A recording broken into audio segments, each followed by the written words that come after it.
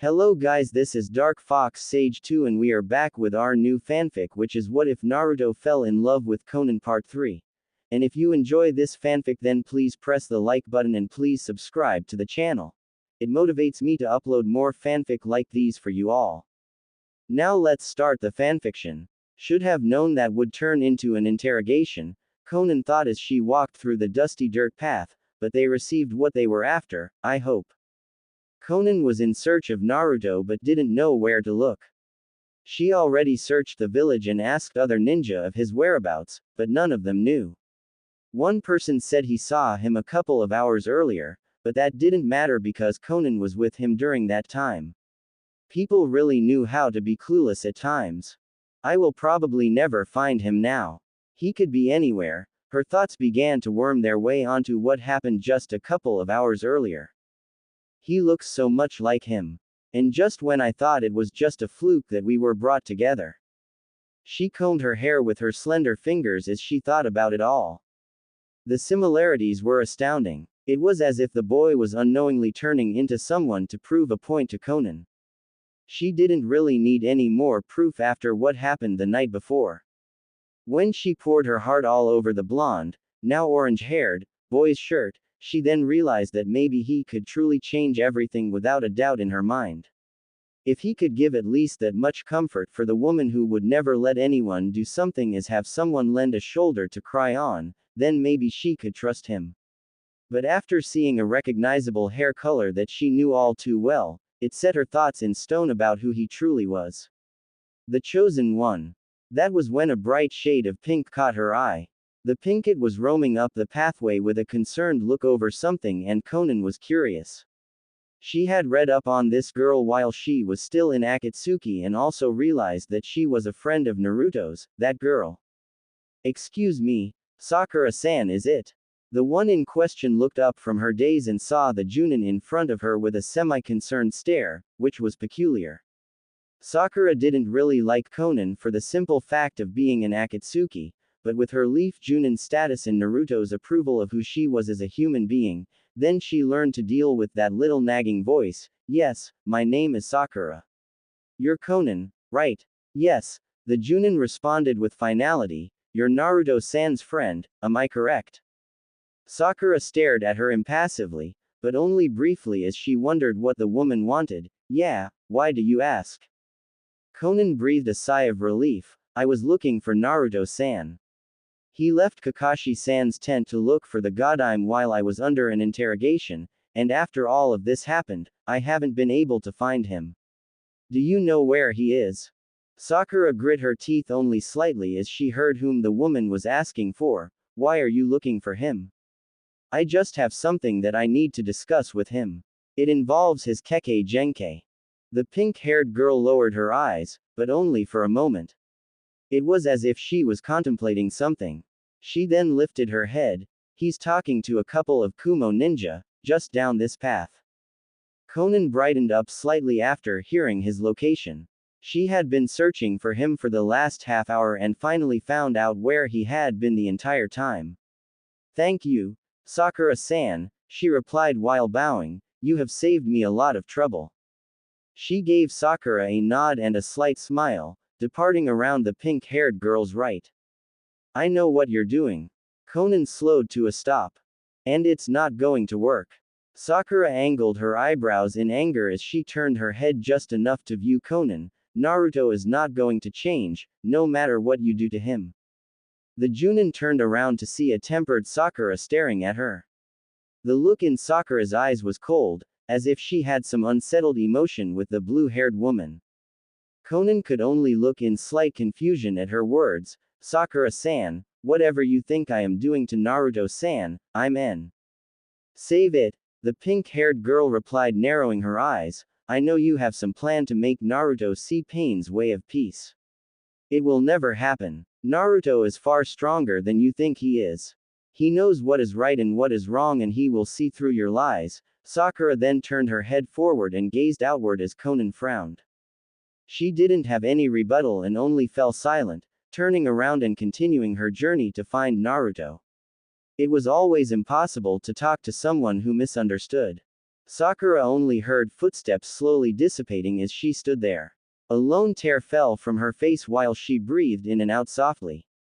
Space break. Konan spent another 5 minutes searching for Naruto as she walked the path. She was thinking of what Sakura thought about her intentions. Konan was going to do no such thing. Her mind changed the day she left the hollowed paper tree. If Nagato believed in Naruto, then she would too. Those plans for the Jinchuriki were left the day Nagato died.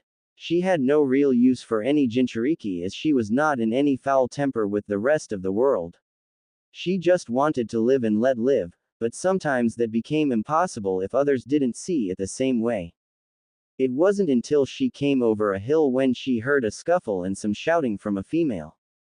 There was a wooden shack that was hidden pretty well in the woods, but she could see it. That's where most of the noise was coming from. The shack was decrepit and the sounds didn't sound like they were coming from the inside. She decided to investigate. She made sure to keep a quiet foot and lower her chakra signature as she crept around the trees trying to stay hidden. She came upon a tree and got a slight view of what was going on. There was a red-headed female ninja along with a blonde-headed, dark-skinned male ninja. She assumed they were teammates. The female was huffing as she took a breather and rested her palms on her knees. She was out of breath but didn't look like she was ready to quit any time soon.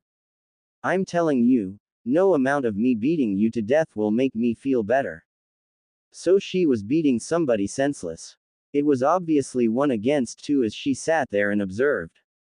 I won't stop hitting you until you tell me about Sasuke. That name alerted her to something. She was very positive that not many Leaf Village ninja knew about Sasuke since he has been a missing nin for quite some time. That only left her to ponder a little quicker as in whom they were beating up. It wasn't until the gleam from their headbands caught her attention and she went on full alert. Kumo ninja. Then that must mean. She moved her position only slightly to try and get a better view of whom they were fighting. That was the moment she saw orange and black clothing. Only one person wore clothes like that. Naruto. Something happened to Konan when she saw him that way. She didn't know what it was, but it felt like something breaking inside of her. Then a heat rose from her stomach as she stared a little longer. The Kumo Kunoichi came for another full swing as she tried to match her target with her fist, but everything froze as a blue-haired woman entered the fight. She rushed no faster than the Flying Thunder God technique itself as she intercepted the punch with her paper technique. If you lay one more hand on Naruto-kun, I will kill you. She slowly raised her head up to reveal 2 dull amber eyes. Her eyelids were lowered with fury as she stared at the red-headed Kumo female. Make one subtle move and I won't hesitate. You will fall where you stand. Konan-chan, Naruto replied as he lifted his head at the sudden interjection the blue-haired woman made. What the hell? The female Kumo ninja responded as she noticed her entire arm encased in papers and frozen stiff. Naruto-kun, you don't have to tell these Kumo ninja anything, Konan told Naruto with intensity, and you don't have to put up with them anymore. They will answer to me. Naruto, baffled at what was going on, tried to string coherent thoughts together. But then realized something, getting up to speak with a stiff jaw. Konan-chan, leave them alone. This is my fight. Naruto-kun, she replied with a little anger, you don't understand. I have to protect you. If I can't fulfill my duty of protecting the one who will change the world, then what good am I? Protect me. Naruto thought silently, but those thoughts were cut off as the Kumo ninja interrupted. I know you. The female Kumo ninja responded after a quick thought and got angered even more, you're an Akatsuki member. Why are you wearing a leaf headband? I am no longer a part of that terrible group, Konan stated, as she looked the other female in the eye. That group no longer serves its original purpose and I have no interest in obtaining any Jinchuriki. My only goal now is to protect Naruto. Do you expect us to believe that? The female Kumo nin responded with venom, once an Akatsuki member, always an Akatsuki member. I don't care what you believe. It is the truth, Konan responded while tightening the papers around the cloud ninja's hand who began groaning from the pressure. if you don't want a crushed hand, then I suggest that you cease your squabble with Naruto-kun. The Kumo ninja tried to struggle free once more but relented and relaxed her posture as she stood there, putting her other hand up in surrender. She knew that she wasn't strong enough to go against an Akatsuki member, even if she was an ex-member. She was here to find information, not to fight the Leaf, damn it. So, why are you helping the Leaf Village? The male Cloud Ninja asked as he spoke up for the first time. It is unusual for an Akatsuki member to be so generous. Konan chose her words carefully while releasing the paper technique on the Kumo Kunoichi's hand, because I have an unpaid debt and I wish to return it, no matter what it takes. She glanced at Naruto while he looked on in silence. Omoi, Karui, did you get any information? A blonde-headed, big-busted woman asked as she jumped down from a tree. Oh, Captain Samui. The redhead replied in shock, I didn't realize you were here. The blonde captain eyed Naruto with a studious gaze, are you causing trouble again, Karui? The one known as Samui asked the other female Cloud Ninja, who only looked down. But Captain Samui, that woman was an Akatsuki member, Karui yelled as she pointed over to Konan. Samui watched as the blue-haired woman knelt beside Naruto with a frown on her face, while trying to figure out how bad the damage was that he was dealt. It doesn't seem like she is a threat, Samui brought up, and plus, she is a Leaf Ninja now. If we tried to take her in, it would only cause problems for our village, she mentioned while noticing Konan's attire and leaf headband. But, she's right, Karui, Omoi stated as he looked over to both Leaf Ninja, we don't have the proper authority to take a Leaf Ninja prisoner. We will just have to wait. Man, Raikage is not going to like that. Karui huffed as she turned her view away from her group and looked over to Konan. Konan-chan, I'm fine. But Naruto, you can't stay here like this. Look, I'm fine. I'm the Nine-Tails Jinchuriki, he replied as he tried to stand, see. Nothing to. He then slumped as Konan tried to help keep him standing by wrapping his arm around her shoulder. Karui only watched them in silence as her angry features dropped a little, probably from thought more than anything else.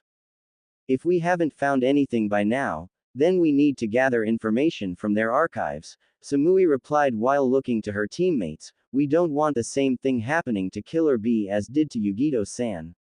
Once we're done with that, we're going to take whatever information we have and give it to Lord Raikage. I'm sure with everything they have, we will find some intel useful. Hey, take me to the Raikage, Naruto started as he gained the attention of the Kumo ninja, I want to speak with him personally. Samui contemplated for a moment before responding. She heard many villagers talk about Naruto Uzumaki and she heard many good things about him. But even though she heard all of those encouraging things that gained her trust, she still couldn't give him clearance, I can't give you a proper pass to see the Raikage. Without many guards watching over him and us not knowing who you are nonetheless, we can't allow that. The Jinchuriki frowned once he heard that. He was almost sad about it. Omoi, Karui, let's go. We have a lot to write down, Samui said while jumping back into the tree. Omoi left with her and Karui gave one more stare to the Leaf Ninja before she followed suit. Once they were gone, Naruto fell silent. A forlorn look etched across his face while he stood with Konan. He was stuck again. It was getting harder to protect his only brother. Come on, Konan replied to Naruto with a slight smile, snapping him out of his daze, let's get you patched up. Space break. Konan and Naruto made their way to his apartment. It only took a few minutes because the path ran straight to their end of town. Once they came up to his home, Naruto pulled out his key and fumbled with it until Konan took it from his hand and unlocked the door. Naruto was lightly startled at her for grabbing the key from him, but he realized that it was just easier that she did it instead of him. He already had one eye swollen shut, so his depth perception was getting the better of him. Konan opened the door and walked inside with Naruto's arm still over her shoulder. Then with a light push, she closed the door with a simple click. They walked over to his couch and Konan placed him on the far right end. Konan walked away for a few moments and left Naruto to himself. After another minute or two, she came back out with multiple supplies in her hands. Bandages, patches, and ointments were just a few things the Jinchuriki could see in her hands. Naruto looked at her with sadness. Konan-chan, you don't have to do this for me, the orange-haired boy replied while looking down to the floor. I can get Kakashi-sensei or Sai to hell. No, the paper angel replied abruptly while casting a similar glare to the ground before turning her eyes to face him. I can do this for you. You've already done enough for me. I can't even pay you back a fraction for what you did. But I didn't even save Nagato from Madara, Naruto responded, letting his eyes lose their luster. I'm so useless and stupid. I didn't even give a second to realize that I could have saved Nagato's body from that bastard. Naruto clenched his hands on his pants as he glared at his tight fists. I could have saved his body and protected his Rinnegan. I didn't even come early enough to save you from getting beaten to death. I sue. Naruto's eyes widened as he felt something wrap around him. It was Konan. She wrapped him into a hug with her arms going around his neck. Naruto tensed for a moment before soaking in the hug. She came to his ear and spoke lightly. Naruto, you're not useless. You have done many things that even I couldn't or wouldn't do. She pulled out of the chaste hug and looked at him with her hands resting on his shoulders. Even if you couldn't save Nagato's body from Madara, you did save me. I think that counts. So what if you didn't come earlier? You came when I needed you the most and saved me from my imminent death. Her eyes lowered as she spoke about the fight. I really thought I was done for when he cast that genjutsu on me with that horrid Sharingan. Flashback. Before she could finish her sentence, the evil man placed a death grip on her neck. You didn't think I'd let you do something like that, did you? She could feel the life slowly fading from her body as Madara continued talking. I will wilt your flowers of hope and fade the bridge to oblivion.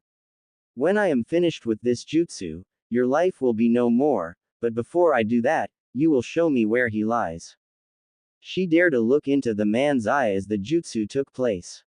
And no, I can't, no. Before she knew it, the world changed into something a lot more bleak and everything faded. There was nothing but blackness and silence as she lay there, or she felt like she was lying, but couldn't really tell. Emptiness kept sight from her. She tried to sit up but couldn't really move and just decided to lie there. That was when there was a small flashback of the battle that had just taken place. It was more like it was going in slow motion this time, all the way until he grabbed her by the throat and gazed at her with an eye full of hatred, and then it restarted again and again, showing the same thing all the way until he glared at her with his Sharingan. Was that really how it was supposed to end? She thought as she laid there unmoving, Nagato will never be saved now. I can't protect him. Why am I so weak? She clenched her hands, or felt like she wanted to, and cried silently without any feeling of wetness on her face. My only hope lies in Naruto now. He will bring that man to his end. I just know it. He is the true embodiment of light itself. After she said that, a small light peered through the darkness. It was a pinpoint hole, but it was extremely bright. She looked at it curiously and tried to get up to get to it. What was the light? Why is it there? With every fiber of strength she had, she slowly got up. More or less, she willed herself to get up. Nothing was going to keep her down. She was trained that way.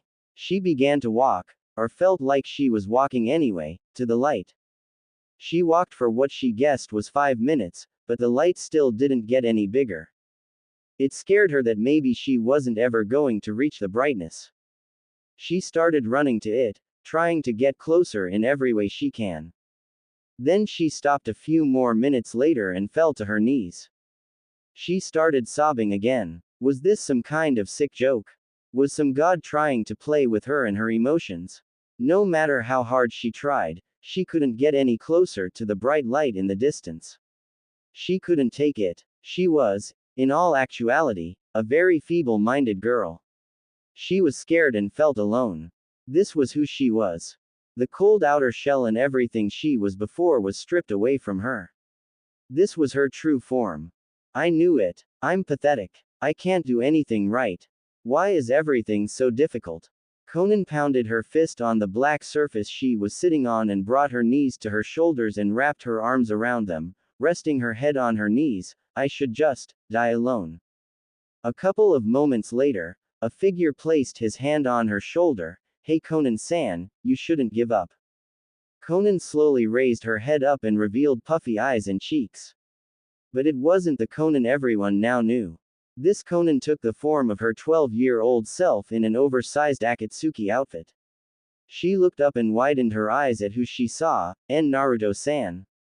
The figure looked down at her with a wide but warm grin. He was a golden color with a golden cloak with bright golden flames that danced around his form. He also bore black tattoo-like designs on his torso that was unknown to Konan. Of course she recognized him entirely once she saw the whisker marks etched on his face.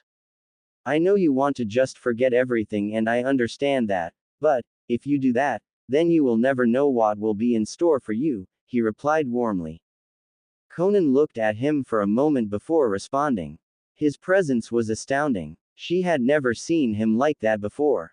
His appearance was calming in a way as well because only a few moments ago she was so tired of it all, but now it was as if something was different. But Naruto-san, how am I supposed to have anything in store for me? I died. He used his Sharingan on me, the blue-haired girl replied in question and looked like she was going to choke on tears again. Naruto placed his hand to his chin as if in thought, yeah, I suppose you're right. You seem to be in a pretty bad situation. That's what I thought. Konan replied in anger, even you don't even know how I will ever live again. I knew I should have never believed in you. You're just a big fake who never knew the realities of life. Naruto stood there silently as he took in all of her insults. He looked at her with an impassive face. I never knew you thought that about me. Konan cried to herself as she sat there. If you truly feel that way about me, then I guess I will just.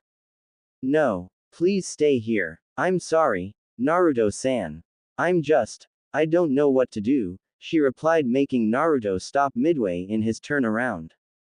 Naruto walked over to her with his brightened aura following him. Konan-san, you are a strong woman.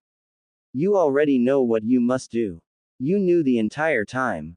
Konan looked back up at the now grinning Naruto and pondered momentarily. What did he mean she already knew? Unless, I should help to defeat Madara. Naruto gave her a wider grin that turned into a foxy smile. Exactly, did you think I could kick his butt without you? You know everything about him.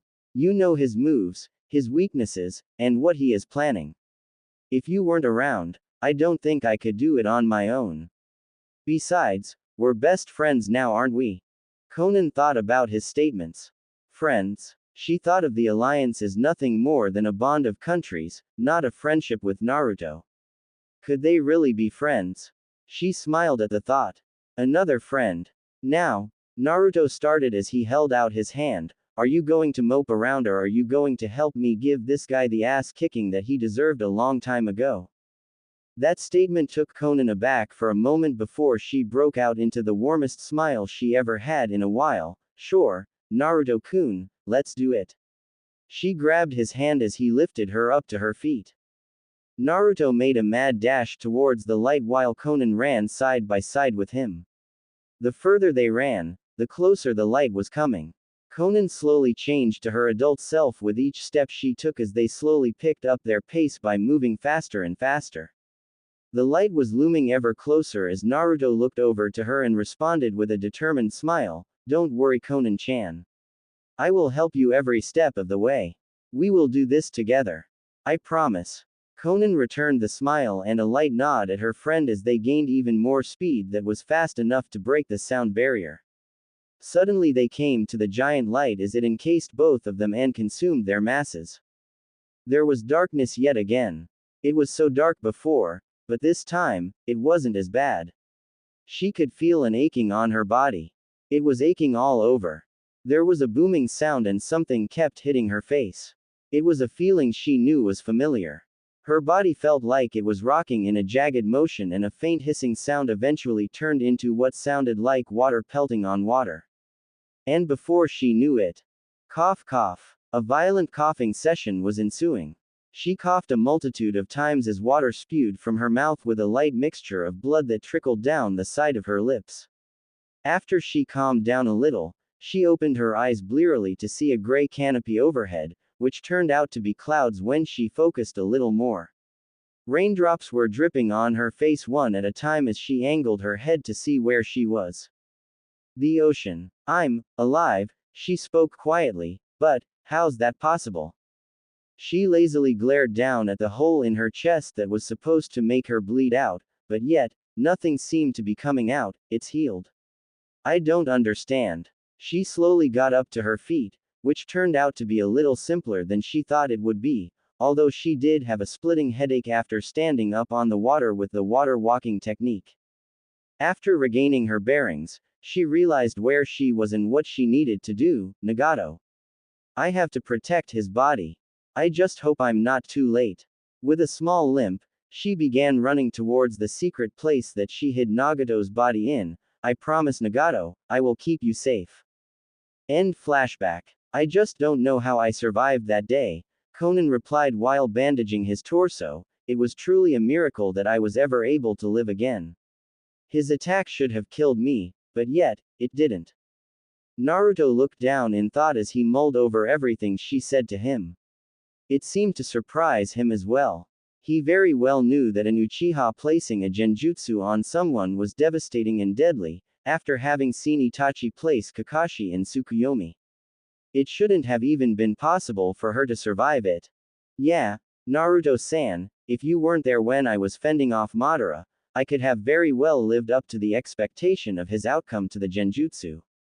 Naruto curled his lips upwards as he saw her smile at him. It wasn't a fake smile. It was actually genuine. Don't worry, Abu Yao. It's tender there. He groaned as he looked at her with squinted eyes. Oh, sorry. Naruto-san, Konan said with worry that she may have put too much pressure. It's no big deal, Konan-chan, he replied with a half-lit smile.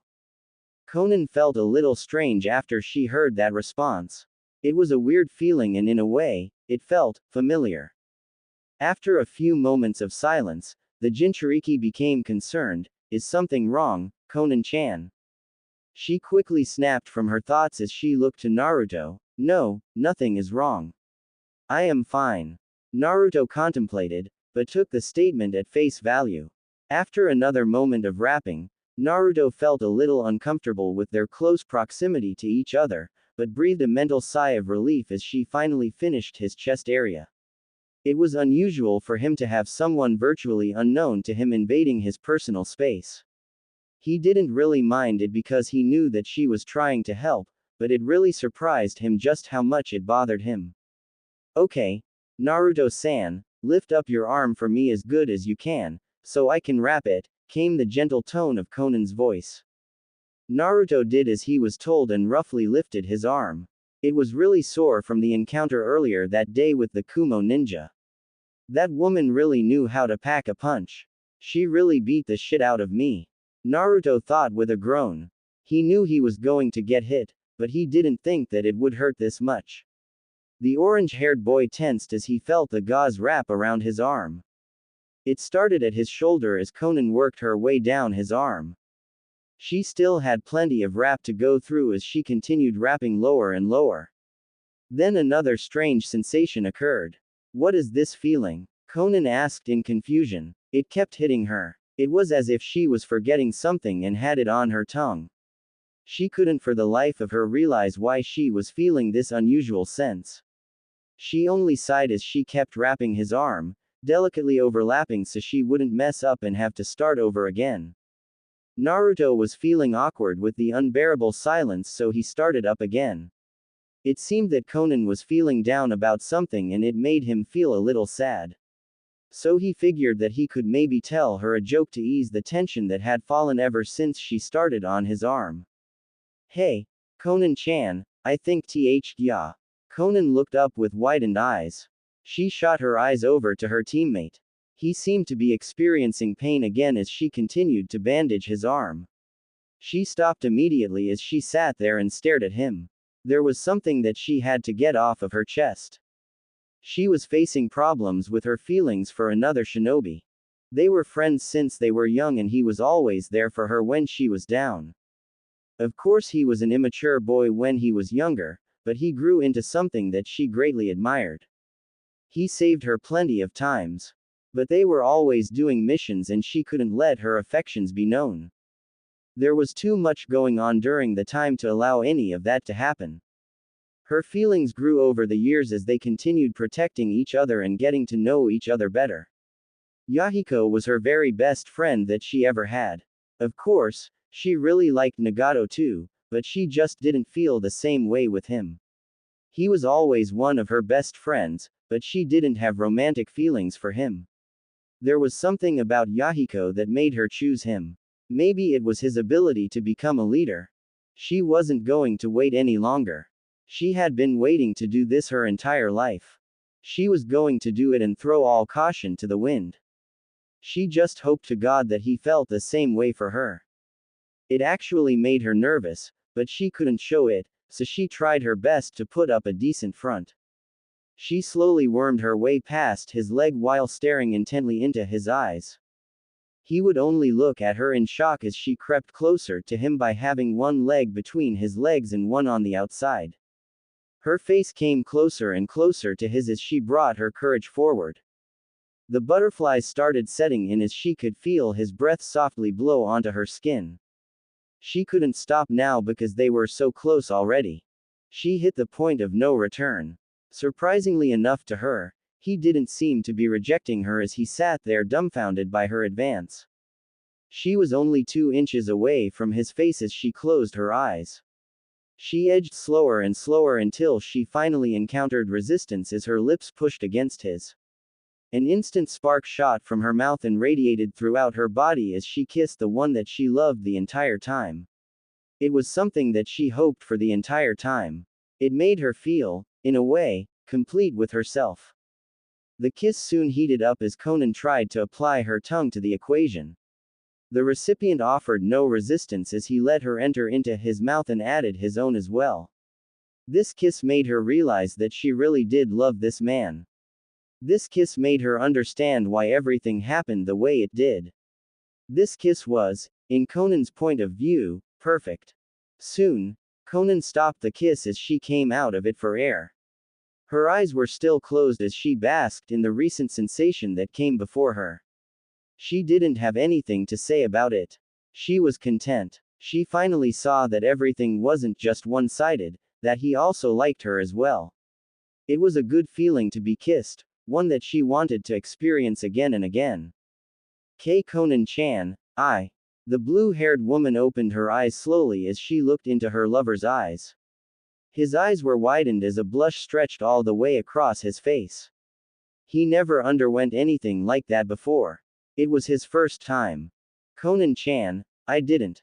The woman he was referring to came off of her happiness that etched across her face and soon turned it into a face of utter shock. She was speechless. How could something like this happen? What she had done was unimaginable, unthinkable.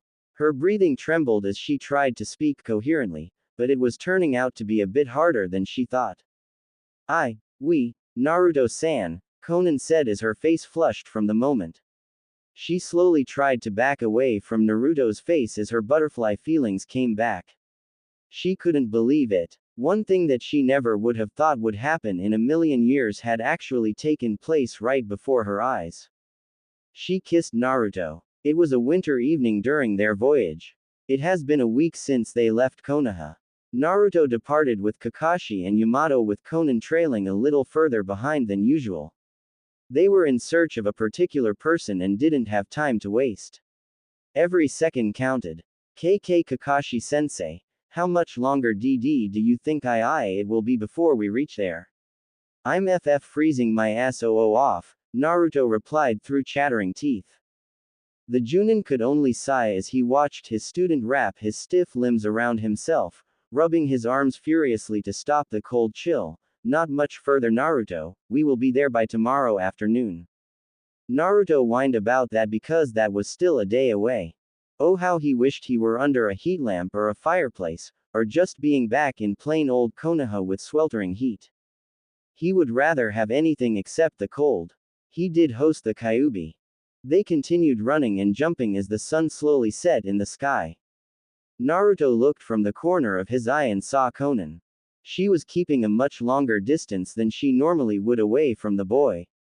On top of that, she hasn't even spoken a word to him during the entire trip. If anything was said, she only spoke one-word sentences that usually agreed or disagreed. If Naruto tried to say something to her, she would turn her head and avoid eye contact. It was something that Naruto became worried about. I wonder if it has something to do about the time she kissed me. Naruto thought silently as he continued looking at Konan through his peripheral. She was still avoiding his gaze as if she knew he was watching, although the look on her face told him that she also seemed to be deep in thought. Flashback. Everything came to a screeching halt as Konan absorbed exactly what happened. Silence encased the room as she slowly backed away from Naruto's face. She couldn't believe that she could do something like that. How could she be so careless? Both of their faces matched each other's as shock set in the both of them. Naruto-san, the blue-haired woman responded with a lump in her throat. How could she do this? She did the one thing that she never would have thought in a million years she would do. She kissed Naruto. How can that even be possible? Even the thought of doing that to the boy was unreal, so how did it come to pass? Both of their faces were flushed and there was an obvious reason why, but neither could speak their own opinion. There were many things wrong with this picture and Konan could name them off automatically. If this was Konan a month ago in this situation, she would have left an impassive face and automatically told him it was nothing, unless she just didn't allow herself to get into that position at all back then. Then again, the only other way she could have gotten this way back then would be if she were about to trick someone and kill them in order to get information for the Akatsuki. But that was then, now it was as if she was jumbled and mix-matched. On top of that, she was even blushing.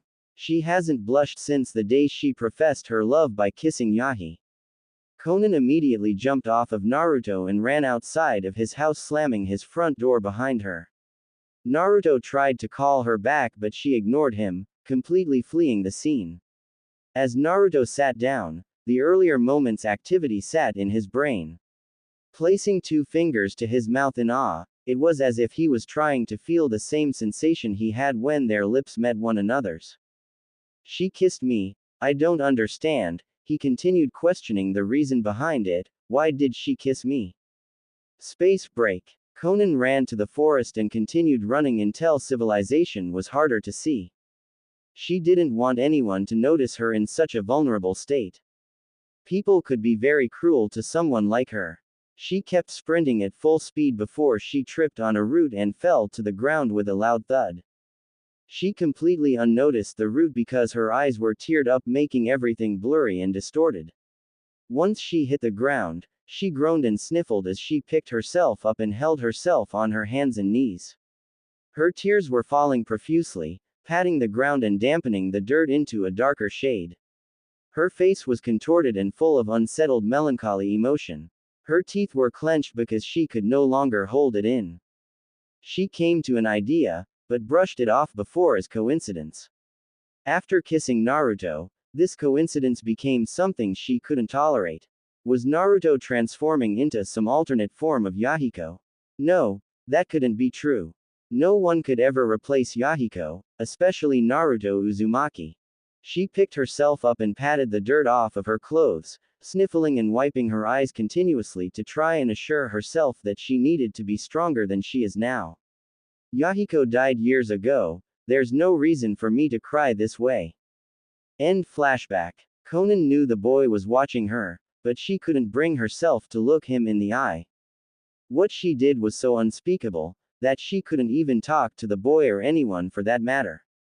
It felt so wrong. Who knew that something so simple could make the paper user lose herself in uncertainty?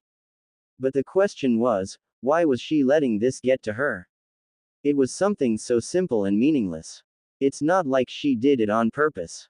Accidents happen, right? But it was an accident that couldn't ever be forgotten. Something like this would haunt her for the rest of her days. Whenever Naruto would try to talk to her about it, Konan would only try her best to ignore him or just disappear away from him altogether. She knew that he may have been worried, but she just couldn't bear to face him. The embarrassment was too much to bear, so much that she felt as if she had no other choice but to keep herself away from him. Konan didn't want to give the orange-haired boy any ideas about what happened a week before. Naruto knew that something was wrong as he continued eyeing her. She looked so sad. After several of Naruto's attempts to make her happy, she finally broke her depression and started smiling again. But now, it looked like she was going down the same path and would fall deeper than she did before if it was possible, but highly unlikely. He didn't want that. He knew she didn't want that either. There have been a couple of times where Naruto would try to confront the blue-haired woman about what happened before, but she would walk away from the group and tell him not to follow her. Of course, Naruto, being ignorant about her situation as he was, tried to follow after her, but Kakashi stopped him in his tracks.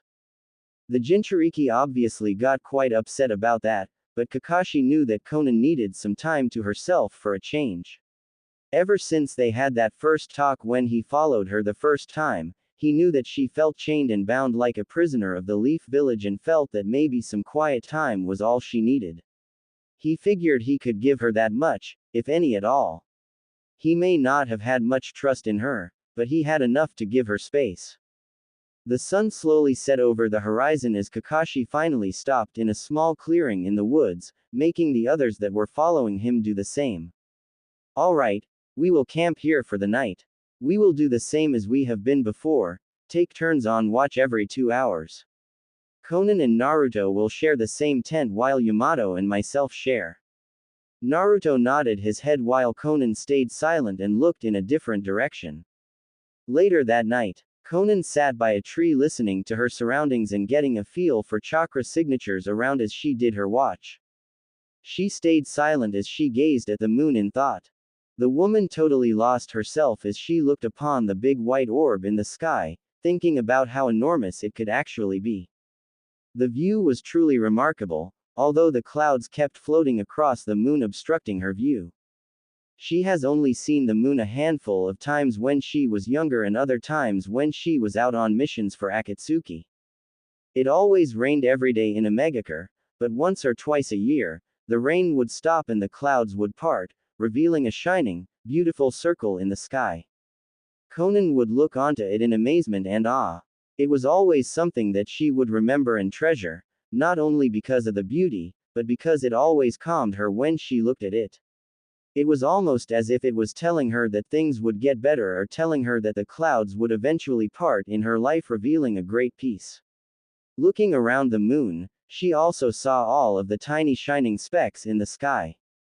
The stars. They were so small and insignificant, but they complemented the moon as if they belonged together. She could only smile as she softened her eyes on the sky's canvas.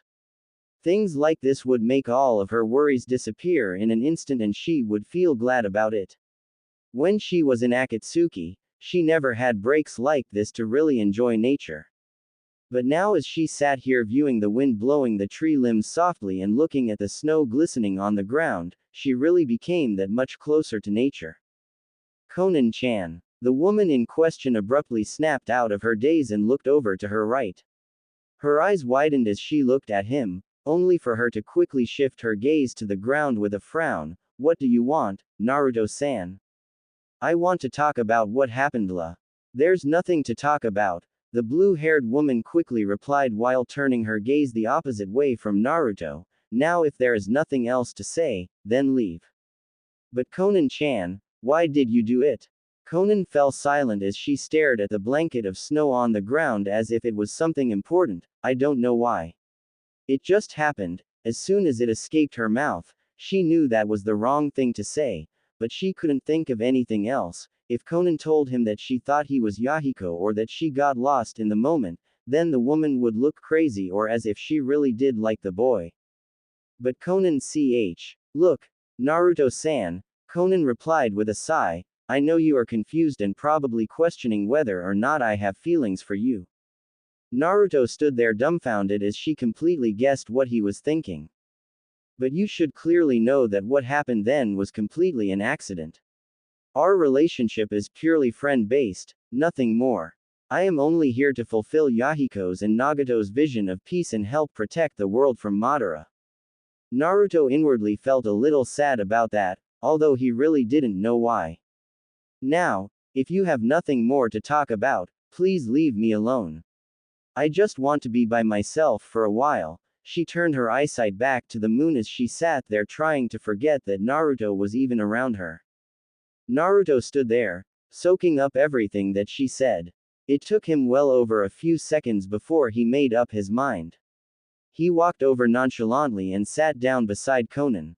What are you doing? The orange-haired boy dropped his eyes to her direction. I'm staying with you. But why? I said I didn't want you here. I need to figure things out on my own. Good, Naruto said confidently, you can figure it out, while I'm sitting here. Naruto-san, why are you making things so difficult?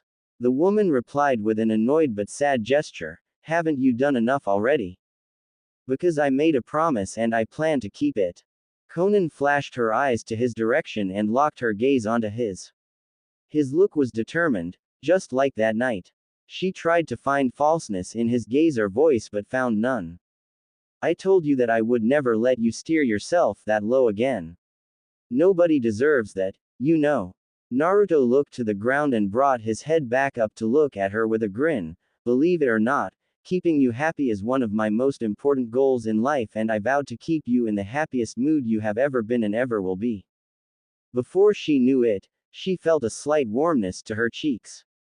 That last comment was something she wasn't expecting. Although, she already knew that Naruto didn't mean it in the other way, having someone say that to her was something that she oddly liked to hear. Before she knew it, she smiled to him, thank you, Naruto-kun. He looked over to her and grinned right back. It seemed that this was all that she needed to set her mind straight and it eased Naruto's worries. Her adding, kun, to the end of his name only made it better. She trusted him now. Konan didn't have to think about it anymore. Of course, he reminded her so much of Yahiko, because her dead lover's will rested on this boy's shoulders. Heroes always carry the same determination. Maybe he will grow more mature with age like Yahiko did. Only time will tell. Konan-chan. Stirring her from her ruminations, she looks over, yes. I can take the rest of your shift and take mine too. You deserve more rest than I do. You haven't slept very well in the past few days and I think you should sleep a little more. Naruto-kun, the woman replied while looking slightly startled, you know I can't do that. I don't want to take away from your equal resting period. You will be tired in the morning.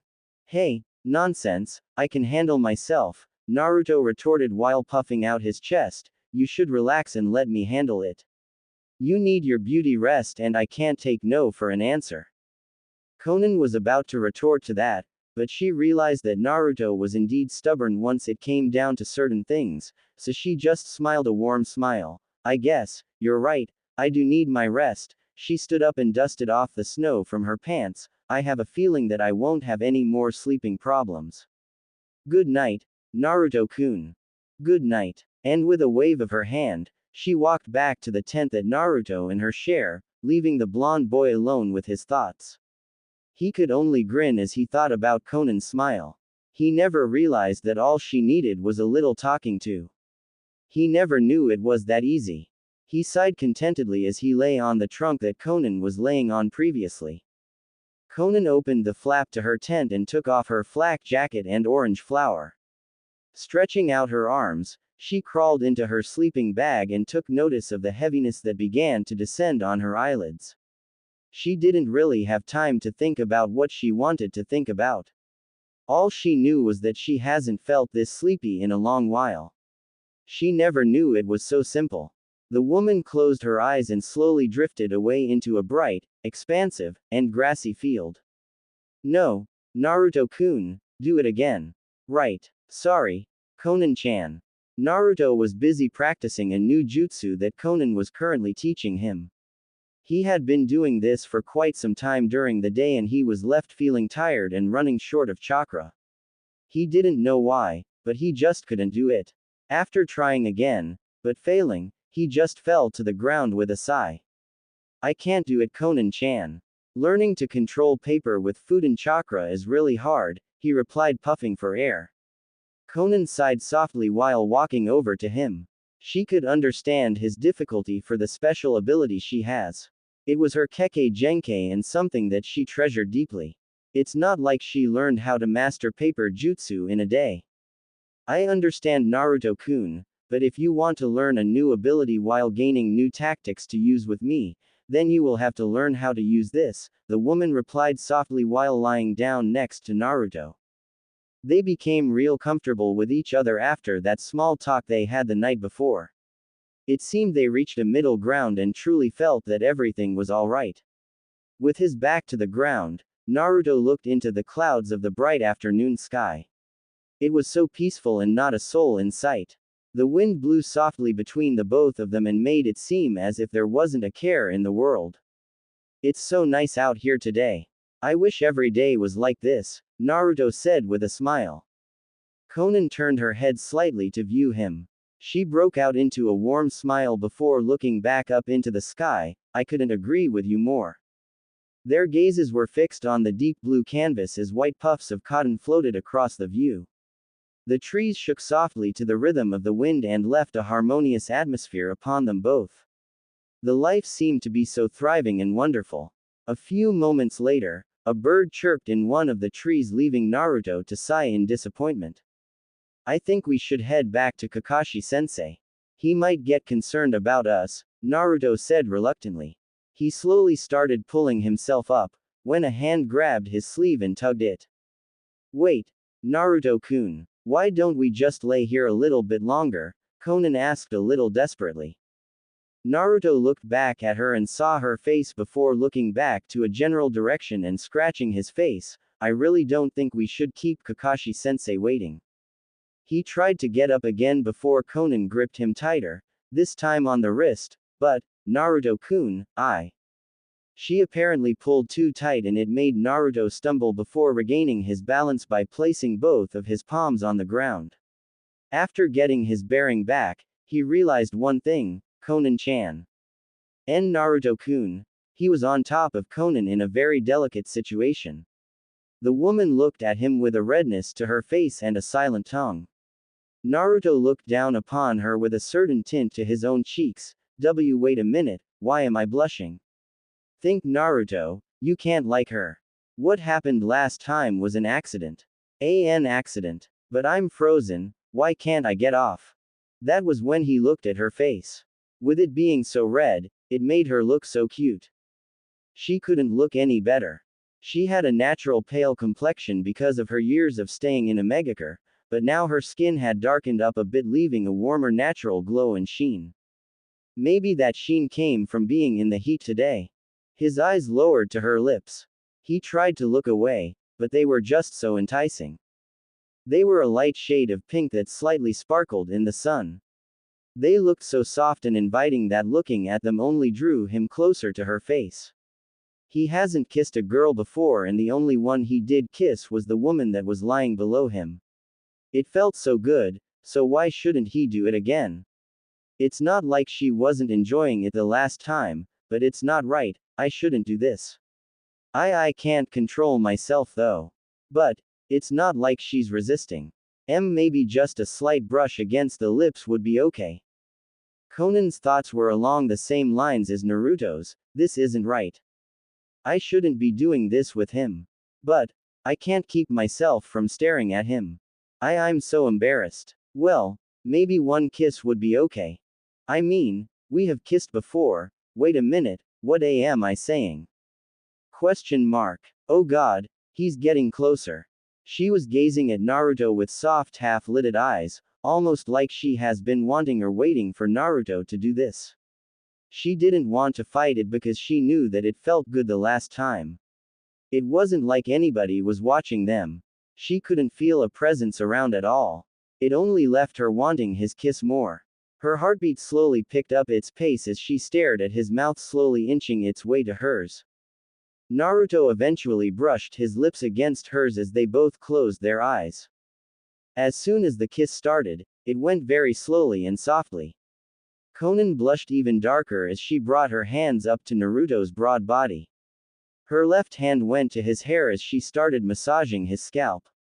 Her other hand went to his back as she felt Naruto's kiss deepen. She softly moaned into Naruto's mouth at the intense sensation. She hasn't kissed in so long and she forgot just how good it really felt. MMGH ha, Naruto-kun. Naruto copied her as he continued kissing her sweet lips. MMMNNN, Konan-chan. Naruto-kun. Konan-chan. N Naruto-kun. WAP. Asterisk. Naruto opened his eyes quickly as he pulled himself up. He stretched as he got a look at his surroundings. It was pitch black in the night, the sun wasn't even close to rising yet. He rubbed his eyes rather quickly as he realized Konan hit him moments before. He looked over to see Konan inches away from him.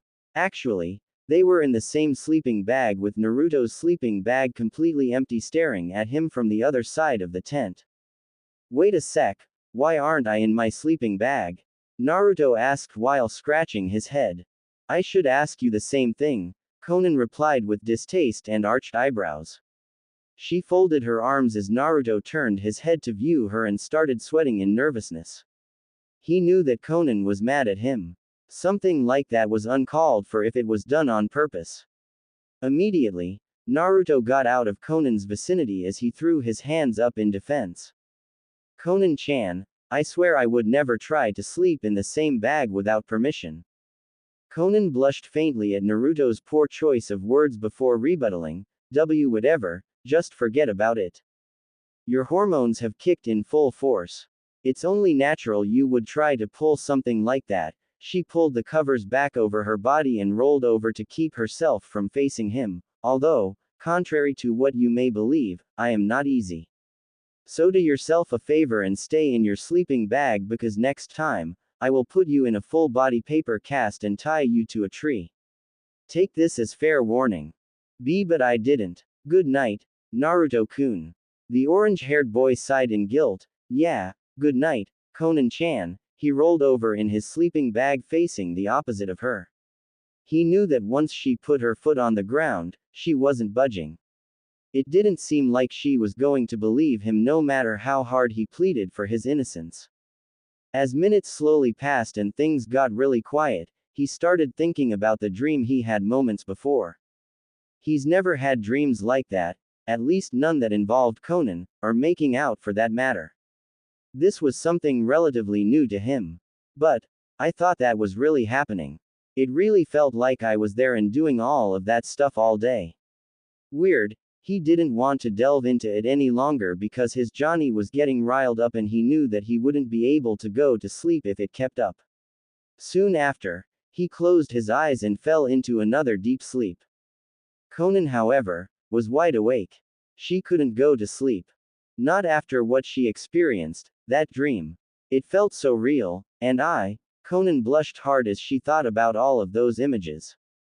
Not long after she had that incident in mistaking Naruto for Yahiko, she has a dream of making out with him again. She couldn't believe the way her mind was acting. Calm down, Konan, it was just a dream.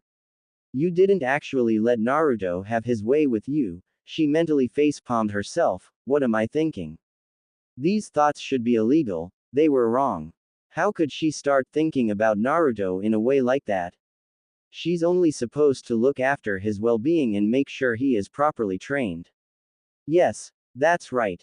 Friends. Nothing more. Anything further would be considered outrageous. People would look down on her for making it seem like she was taking advantage of him or something. She can't have that. Now that she thinks about it, even the sound of starting a relationship with Naruto is crazy. Konan snorted to herself as she closed her eyes. Yeah, why am I worried? That would never work out anyway. Naruto's the chosen child. I just wouldn't fit in the picture like that. He's the hero, and I'm just a nobody. After feeling satisfied with her answer to herself, she tried to go to sleep. It came a little easier this time as her eyelids fell heavy, but her final thoughts still echoed throughout her mind. He's the hero, and I'm just a nobody. Just a nobody. Nobody. XXX. Hey, Wait. Raikage and his guardians quickly turned to see who called them. I had a feeling you were going to follow us, Karui told them with a scowl. Why don't you just stay away from us? Naruto came to an abrupt stop with a passive and determined look on his face. Konan followed after with the two leaders tailing them to a halt. Sir, I ask you. Please forgive my comrade Sasuke Uchiha, Naruto replied, ignoring Karui while bowing slightly towards the Raikage. He's been through more than anyone would know. He just wants justice, the justice that is seen through his eyes. The Raikage looked onward silently before turning with an angry frown. His ignorance is what is causing all of our trouble. Why should we just let go everything that he has done? He has attacked and tried to capture my Jinchuriki. He is a missing nin and a part of Akatsuki as well, am I correct? Naruto nodded silently but didn't change his attitude. Yes, sir. Then he should be dealt with like any other missing nin should be, killed or captured for ransom. Naruto frowned as he continued. He will most likely be killed for his actions if we were to catch him, but I am unsure about your village's practices, Raikage told him gruffly. Lord Raikage, Karui said while looking his way, that woman is the person I was talking about, she pointed while looking at Konan. What can we do? Shouldn't she be captured since she is a part of Akatsuki? I was a part of Akatsuki, Konan replied, but I am no longer. The group no longer served its original purpose. I only realized this after Naruto defeated the leader, so now I have an insurmountable debt that I have to pay to him and the entire Leaf Village. It's only right after what I have done. Kakashi then stepped in and placed a hand on Konan's shoulder, slightly startling her. Due to certain circumstances, Konan here is forced to stay a part of the Leaf Village for the rest of her life. She is a slave to the Leaf now and is protected by the Leaf.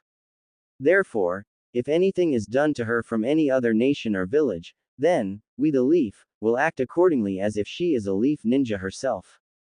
A grunted before turning his head away from them. Either way, she is still scum in my eyes. As for Sasuke Uchiha, he is a threat to my village. I will do whatever it takes to capture him, or kill him. None of your pity or words can stop me. He turned away as his guardians followed him. Karui smirked in victory because she knew the Raikage would do no such thing. Everyone else was silent. They heard what he was saying and they knew it was true. Raikage spared no one. He was the type of guy you really didn't want to mess with, although before leaving eyesight, Raikage took one last glance at the strange boy while he slowly walked away. Naruto frowned even more as he thought about what A said. Konan walked over to Naruto and spoke softly. Naruto-kun, you tried. That's what matters the most. I think Raikage was actually hinting something to you earlier. It seemed as though he could understand in a way, if at least what you were going through. Naruto looked awed by what she just said. He hinted something. Yes, Konan replied while softly smiling. He said that his village would surely kill Sasuke if they had a chance, but he also said that he didn't know if the Leaf would actually follow through with killing him at all. He could be suggesting that if the Leaf Village caught him first, then maybe you would actually have a true chance in saving him.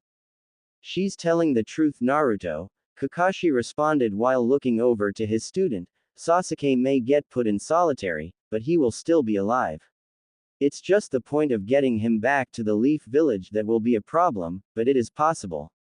Naruto contemplated those words before grinning with another determined face. Then that means that I can't give up yet.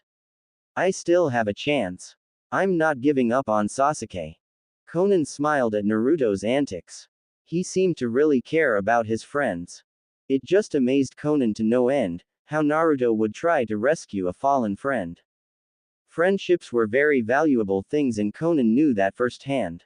If either of her friends were alive, then maybe she would have done the same thing. No, there is no question if she would do the same thing. She would help her friends to the end. If she would have known earlier of Nagato's stress and pain, then maybe she could have prevented all of this. But the past is truly the past. Nothing can be changed except for the future. I hope we can turn this around. This disaster has gone on long enough. Yahiko, Nagato, please help us. Good.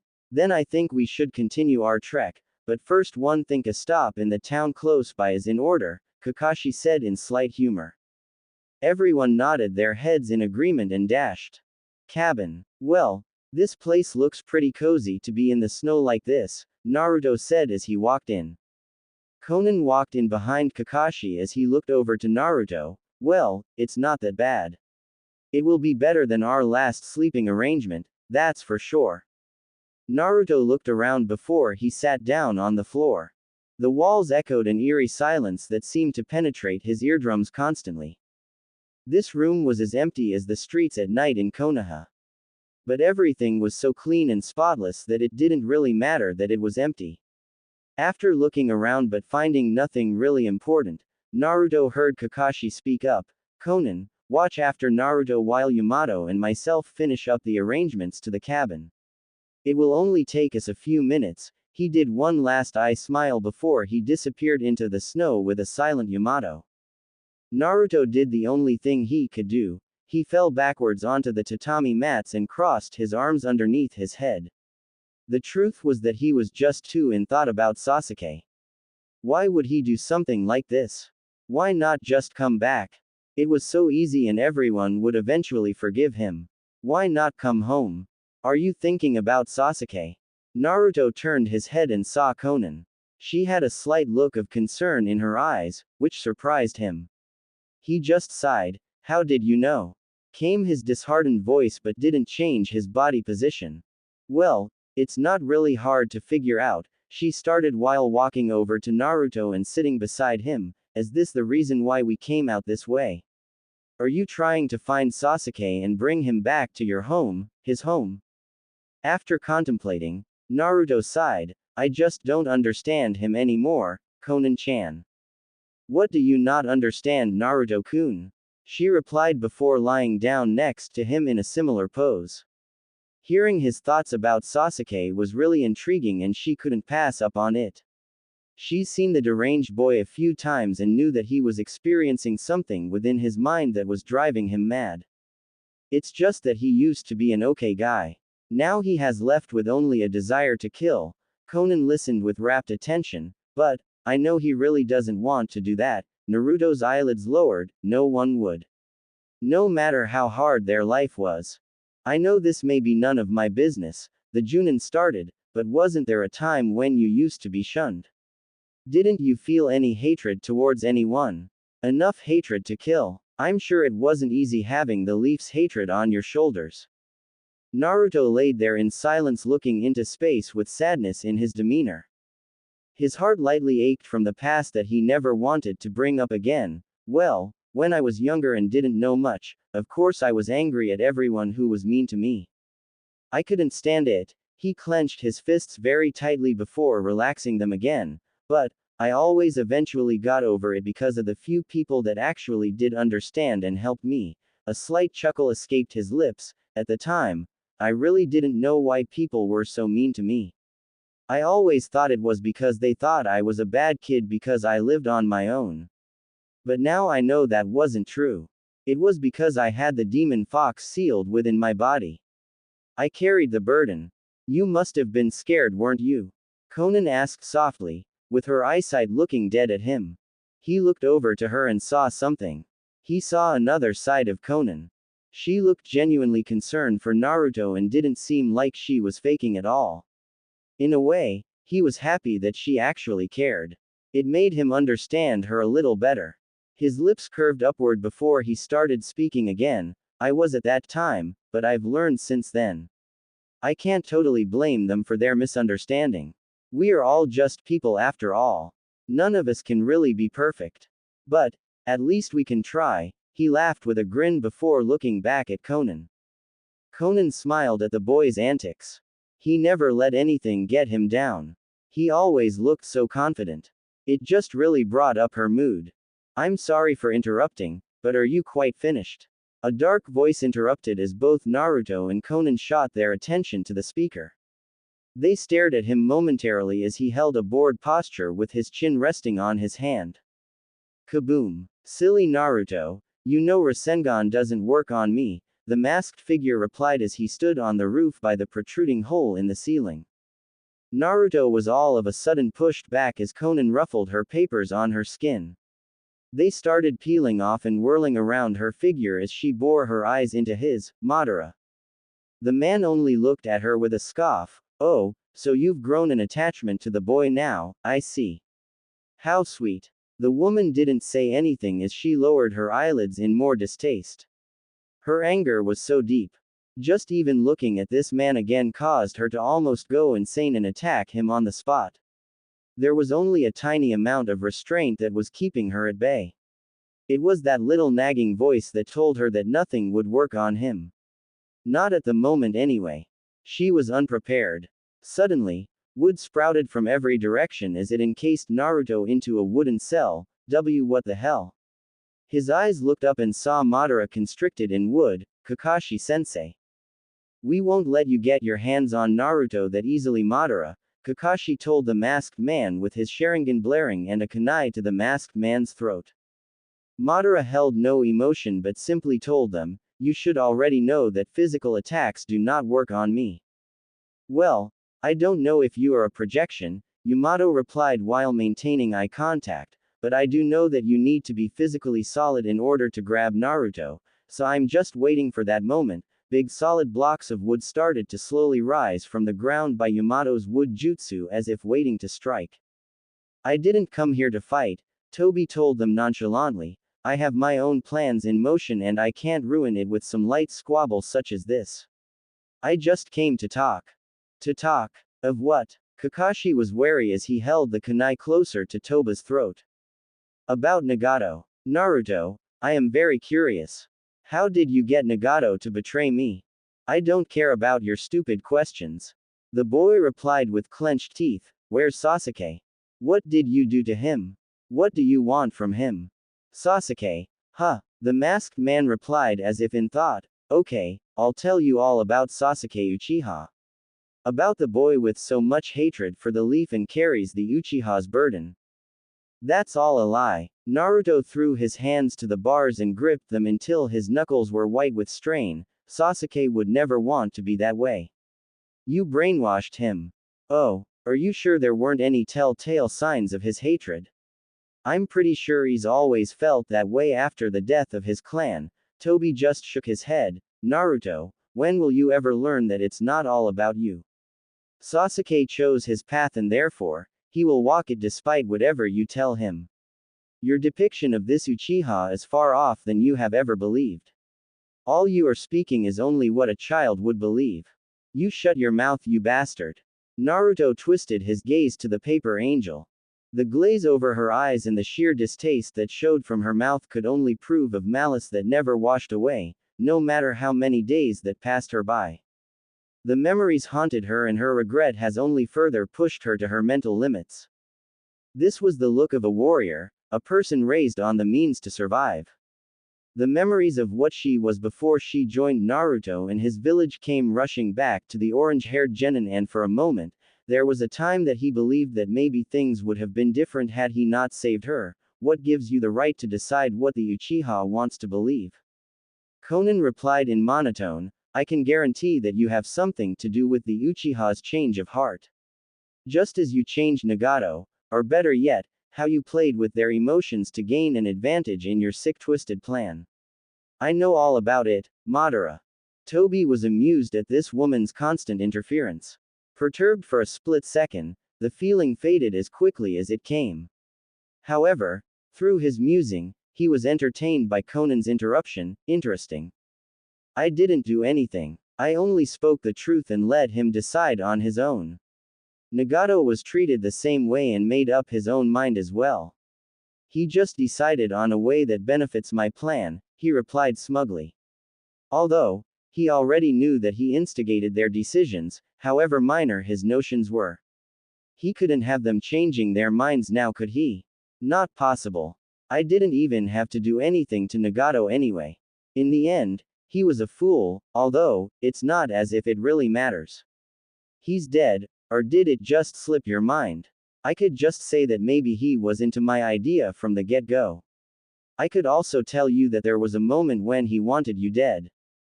Konan flinched in surprise. Nagato wanted her dead. That, That couldn't be possible. Nagato and I have been friends since we were little. I have never done anything to Nagato to make him hate me as you say." There was a further indentation on her brow. Toby chuckled in a casual cackle that would only seem darker than anything else. "I suppose you're right. Nagato would never be so evil as to do something that would harm his precious person. In reality, he was too weak to even realize his own faults, calling himself a god. He even had the Kyuubi within his reach and he let him slip by just from a simple conversation. Actually, this would make Naruto the one who killed Nagato." Konan began to ruffle her papers on her skin. They slowly began to peel off and flitter through the sky in a violent tornado. She didn't like this man's constant lies. Everything that masked man spouted was becoming more and more unbearable to hear. She couldn't understand it. Why was he causing so much pain to everyone? A fire erupted in her belly as his words churned in chaos within her mind. She turned to look at Naruto, who was staring at her in concern. A piercing cold flame sparked within her eyes that would put villains to shame. She was exhausted from the fabrications. The man who started it all was right in front of her. She would make it quick and simple to end this cycle with this man here. It's the only way the world will be at peace. No, no, I won't hear it. Nagato passed on his will for peace to Naruto. I won't let you sully his name. Konan's papers peeled with flittering sound that crackled throughout the sky and swirled in a vortex of white blurs. Her thoughts were clouded and left her thinking on one thing: to kill. Her anger filled her senses. It was as if she was falling into an abyss with no way to fly and break free. She was actually losing control of herself. This was completely different from the Konan weeks before.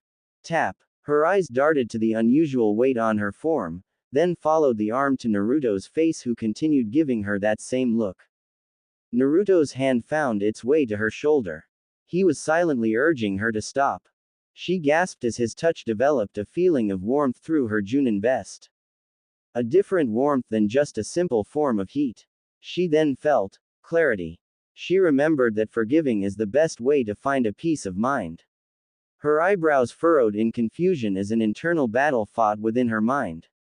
She couldn't forget Nagato's words and his sudden change and how easily he put his trust into Naruto. Clenching her eyes shut as the papers slowly flew back to her form, she hung her head low as she found melancholy curiosity to the ground full of snow. That's right. There was nothing that you could do to stop this from happening to your friend, or to your love, Toby replied nonchalantly to her. Now all you have are feelings of regret and wishes of what you could have done. Unfortunately, this world is cruel. It's a shame though, you should have followed in their footsteps where you could be joined together again. Then you wouldn't still have to suffer another day in this wretched wasteland. The masked man twirled his hand around, signaling everything around them. No one has ever survived my genjutsu. It is only a mystery to how you survived that attack. More like a miracle, Konan thought quietly. I think I've heard enough, Kakashi soon intervened. As interesting as the spat between the two ninja was, there were other things that needed to be found out that were more important. I want to know why you are collecting the Biju. What's your true reason? Ah, getting back on topic, are we? Toby replied sarcastically. Well, if I were to choose a reason, it would be to become a complete form. The mood fell to a darker shade from his response. A complete form. What do you mean? Kakashi asked curiously. Toby shook his head. It would be pointless to tell you all. Maybe I will tell under better circumstances. It was a quite nice chat for now, but until then, later, a vortex appeared swallowing the man whole until he disappeared into nothingness, leaving an open gap in the Mokuden technique. After a few moments, the tension died and everyone could feel the release. Konan sighed and lowered her head further. Madara, I hate that man. Konan-chan, Naruto asked as he walked up to her, are you alright? He could feel the stress coming off of his teammate in fluctuating vibes. She was troubled, but he didn't know what was exactly on her mind. The woman sniffed and wiped her eyes with her thumbs. Yes, everything's fine.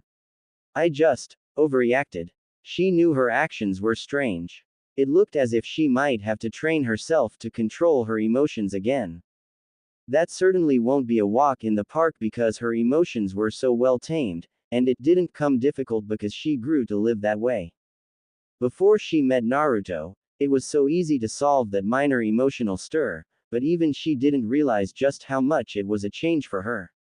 What she just did could have been a costly mistake on her part that would have injured Naruto or any other Leaf Shinobi that was around. Why she was acting that way, she couldn't quite figure that out. It only left her pondering over her reaction. XXX. Look at my cabin. An angry person yelled. Kakashi and Yamato both looked at the man.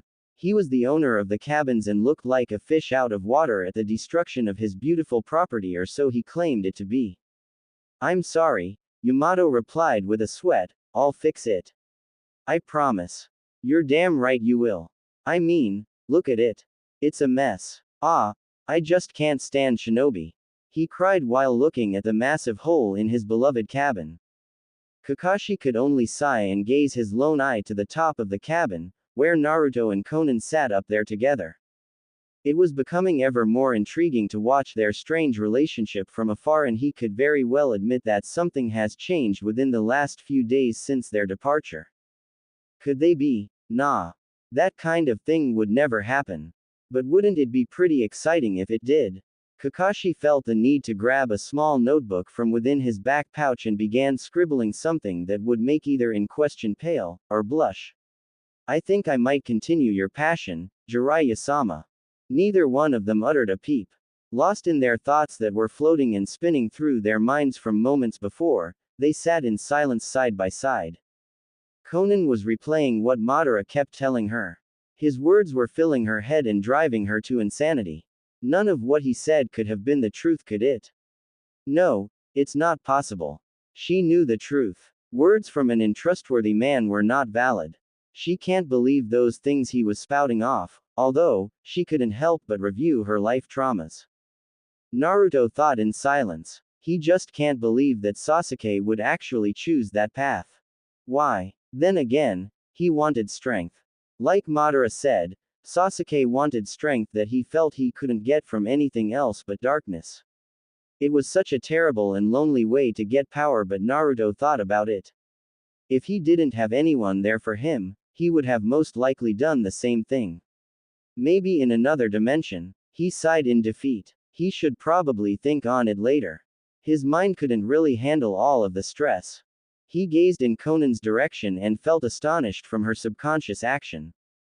She usually tried to run away to her lonesome whenever she had problems, but here she sat, together with him and thinking to herself, she is most likely thinking about what Madara said about Nagato, he wondered. It just didn't seem right to him. He clearly knew that Nagato wasn't lying before he died. If he was, then he was doing a really good job. That would most likely mean that Madara was the biggest compulsive liar he has ever known. Naruto knew the truth, but he started thinking that maybe Konan didn't exactly have an answer for everything. Hey, Konan-chan, she replied distantly with her sight never leaving the snow on the roof. Don't think too much about what Madara said, okay? He replied, snapping her head immediately to his direction. It's just that, well, we both know that Nagato didn't do anything wrong. He just lost his way. Just don't believe any of it. Nagato wants us to continue on the right path. We can't let anything get in our way. Including lies that bastard says, Naruto answered a little more somber in his last statement. Konan looked on with wide eyes as her glare was reciprocated. Naruto is actually the one telling her to not worry. Isn't she supposed to be the one that gives life lessons to Naruto instead? I've come a long way since we first met, haven't I? A slow, miniature smile of sadness etched its way on her face before she sighed, I suppose you're right. His words have nothing to back them. It's merely talk. I should have remembered that from the beginning. I'm sorry. She rested her head on her hand as she sat there in a hurricane of thoughts. It was a genuine apology and Naruto knew that it was, but he didn't think that Konan should have apologized. She was just being too hard on herself. Look, Naruto replied while scooting closer to Konan and placing his hand on her shoulder. You have nothing to apologize for. Take it easy. Relax. This is just something to get in our way. Just think of it as a small misfortune that's trying its best to stop us. Konan looked over in slight amusement and a glint in her eye. Since when did you become so mature? He laughed and started scratching the back of his head. I don't really know. It just sorta came out. He stopped and looked at her. But still, it's okay. We'll get through this. I will make sure that we succeed. She gave a soft smile to Naruto and his sweet innocence. She really enjoyed that upbeat attitude in her life. I would have really needed someone like you when I was younger. Before she could finish her thoughts, something caught her eye and she looked down to Kakashi who was signaling them. Hey, Naruto. You need to come down. The orange-haired boy stared at Kakashi who was pointing to several figures walking up in haste. Sakura, Sai, Kiba, and even bushy brows. What are you all doing here? Sakura breathed a sigh and looked to Naruto with a determination in her eyes. Naruto, we need to talk. XXX. Huh, what did you say, Sakura-chan? I don't think I heard you correctly. Can you say it again? Naruto stood dumbfounded as he stared at his Pinkett teammate. Naruto, I said, I love you, she replied with a tinge of red on her cheeks. All of the spectators, including both parties, were looking on in interest and surprise. Lee looked as if he couldn't believe it. Kakashi's lone eye gazed curiously at the new development. Yamato looked ridiculous. Sai and Kiba kept silent. Konan, however, lowered her eyelids slightly. Her face fell into a partial frown as she watched the two interact with each other. Sasuke doesn't even mean anything to me anymore, Naruto, Sakura stated with her eyes diverted to the side. I was completely at fault to ever like him anyway. Just listen to me better while I'm making my confession. Naruto stared in shock at it all. Never in a million years would he expect Sakura to just openly decide that she likes him. In his dreams, maybe, but in real life it was just impossible and he knew it. That thought changed his ideas and he no longer felt the shock anymore, only confusion. His face held a seriousness to it that was all too different from a moment ago and it gave him an unusual air. But why here? Why now? I don't think this is funny, Sakura. Cut the crap. What are you up to? Sakura stifled a gasp at his stare and this new tone that he added in his words. It seemed a little colder than usual. What do you mean, Naruto? Nothing's going on. I just finally woke up and realized that I can't continue loving a rogue shinobi.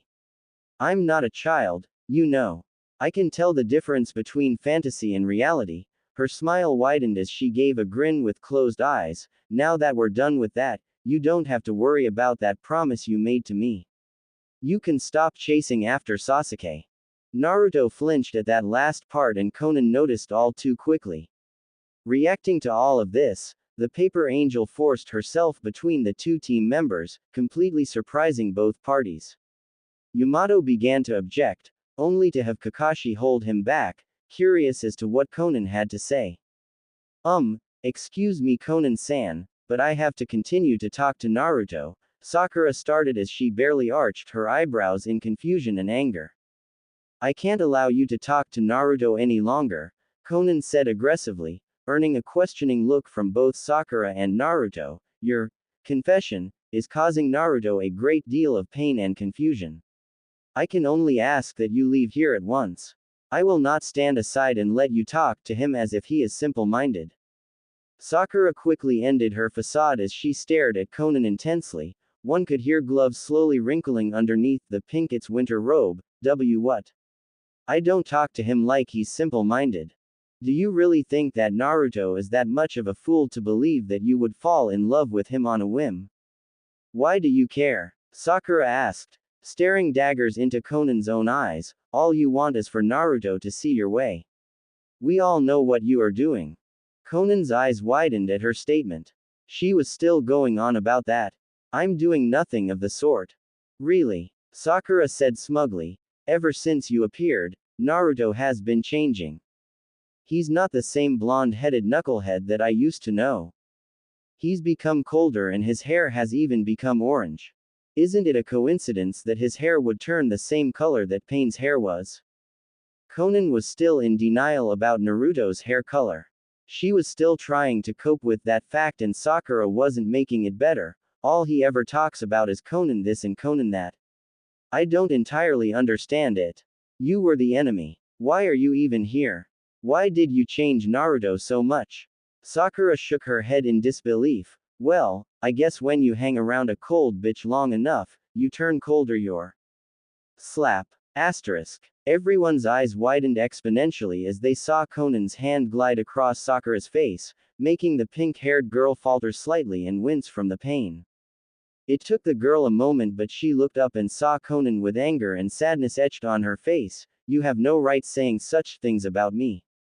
How dare you? I've been nice this entire time and you've only slandered about me.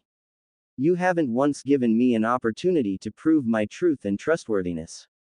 It would be in your best interest if you just left Naruto and myself alone. I think we've both had enough of your lies.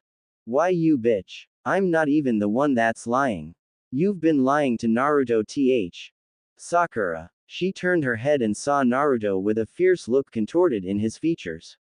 She went wide-eyed as she turned a shade of white that was similar to the color of a hospital blanket.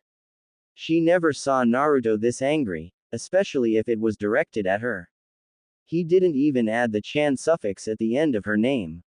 What was this Naruto? Naruto, you don't mean. I think it's time that you take your leave, Sakura, Naruto replied through grinding teeth. I don't like what you're saying about Konan-chan.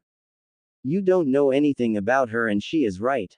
You've only said bad things about her and put her down the entire time. There's nothing more you can say. With that, he left the scene fuming and Konan, who looked over and saw his reaction, followed in silence.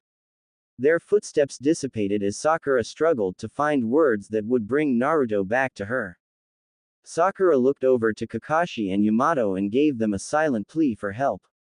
They only shook their heads as the gray-haired Junin spoke up. Sakura, you know very well that Konan-san is doing her best to become part of the Leaf Village. She is right when she said that you haven't given her a chance. Sakura looked back to Konan who was talking to Naruto quietly but sadly and then back at Kakashi. You don't actually believe that Konan is on our side, do you? I can't be entirely confident about that, but my opinions do not matter at this point. Kakashi spoke as the girl softened her facial features, but she does have the support from Tsunade-sama and she has also been tested and interrogated. Basically, there is no evidence that claims she will turn Naruto or stray him. She actually wants to help, Sakura. Maybe you should try and trust her. Sakura didn't know that she was tested. She fell silent as she got lost in her thoughts. Could all of her assumptions be false after all? Naruto's hair turning orange is actually a coincidence. Could Naruto be acting cold, because of me? Maybe he hasn't changed at all. Maybe I've been the one that has changed. I guess I have no choice. I will kill Sasuke myself and fix this mess. Come on, Sai, Kiba, and Lee. Sakura shouted to the others as she turned her heel and went the opposite direction. She couldn't help but feel like she was to blame for Naruto's attitude towards her. She couldn't handle his cold stare. It was the death of her to see the brightest glowing person that she knew to turn so cold, dark, and callous. She has to fix this, even if it kills her. A lone tear fell from her eye as she tried to staunch the feelings from erupting forth. I'm so sorry, Naruto. Naruto watched his teammate turn and leave and he couldn't help but feel a little ashamed of Sakura's actions. How could she say such cruel things about Konan? He only shook his head as he turned back to the blue-haired woman that was looking at him in return. There was some type of emotion that could be seen within her softened amber eyes, but it looked like she was restraining herself more than standing still. Konan sighed as she looked at the orange-haired boy in sadness. You didn't have to do that. I could have handled it myself. I couldn't just let her talk about you like that, Konan-chan. Someone has to stand up for you. You don't always have to do things alone. Okay. He smiled softly after the last part. She gazed into his eyes and saw that same warmth she saw several times before. She couldn't help but curve her lips upward from his infectious grin. It always did that to her, but she didn't mind it. It actually calmed her whenever her emotions began to take shape. During this moment, something warm enveloped her heart and she could only feel the urge to hug Naruto, but her restraint was quite heavy. She couldn't be doing these things in front of the other ninja, they would think that something was going on. She pushed the feeling down before she sighed with her unknowingly cute smile. Okay. Naruto-kun. Naruto-san. The boy in question turned his head and saw Sai standing in front of them. He held a serious manner. What are you doing here, Sai? I came here to tell you the real reason why Sakura-san came here to you, Sai replied urgently. Naruto was right. There was another reason why Sakura came here besides making that confession. Sakura really was trying to do something else. What? What real reason? I can understand why Sakura doesn't want to tell you the truth, Sai spoke with his eyes never leaving the orange Jinchuriki. He came back to tell Naruto the truth, even if Sakura didn't want him to. Naruto had to be told. It would help their current predicament and for some reason, Sai felt it was better that they returned to their previous attitudes towards each other. Well, tell me, Naruto asked with confusion. He didn't know why Sakura came out in the blue and asked him something like that. It was like she was toying with his emotions. How could she do something so mean? She even called Konan a bitch. That was really uncalled for and it was only a reminder to how Konan has been mistreated since she was in the village. All of your friends want to kill Sasuke themselves. Naruto's eyes widened. Actually, he was almost speechless. He couldn't believe it. They wanted to kill Sasuke. Naruto's goal was to bring his friend back, but they didn't want him to do that anymore. So, Naruto started with his eyes lowered to the snow. Did Sakura agree to this? I don't think that she'd want them killing Sasuke, especially since he's her first love, you know. Sai looked solemnly but with conviction to Naruto. He could definitely tell that something was different about his comrade. Sasuke will do nothing but bring this world to an end full of hatred. If he lives, then Sasuke will most likely start another war. He kept talking, but Naruto never let his eyes stray from the ground. He wasn't looking Sai in the eye. He's a criminal, Naruto. Just another criminal that is aligned with Akatsuki, which gives him no sympathy points from Konoha ever since the Akatsuki invasion. Konan, who walked up behind the both of them, frowned as she heard that last bit. She doesn't really know why she walked up to them, but what she overheard when she walked up left her wanting to stay. She kept quiet while she heard what was being said between the two. Sakura isn't blind, Sai continued, she isn't a child anymore and she knows now the difference. That's why she came out here to tell you all of this. She should have just said it, Naruto replied sullen. Naruto just couldn't believe all of this. It wouldn't have been that easy, Kakashi spoke up, she knew it would tear you up inside. She thought that if she confessed and said that she loved you, that she would release you from that burden of bringing Sasuke back, Sai said calmly, but even though she said those things, you still said that you wanted to bring Sasuke back anyway, maybe that's why she didn't tell you the truth.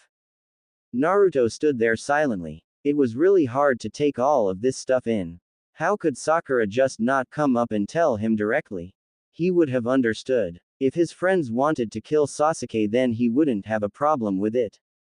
Wait a minute, where did that thought come from? He clutched his head with his left hand in confusion. It was turning out to be quite a massive headache and he felt a real one coming in as well. But she was just thinking about Naruto's feelings, wasn't she? Sai looked up and saw Konan, who stood side by side with Naruto. Nodding slowly, he continued, yes, and I also believe that she knew what he was going to say. Right? Konan asked a little more forward while taking a quick glance at Naruto and looking back to the talking boy. Right, Sai replied with a little unease. He began to feel uncomfortable talking about this matter. Sakura told us not to tell anyone, especially Naruto, about her plan. She said that it was her duty to do this. I don't think Sakura was ever intending to tell Naruto the truth, Konan replied with an instant realization. I have a feeling that she may have wanted to kill Sasuke herself. Naruto shot his stare immediately to Konan. He paled as he thought about what she just said.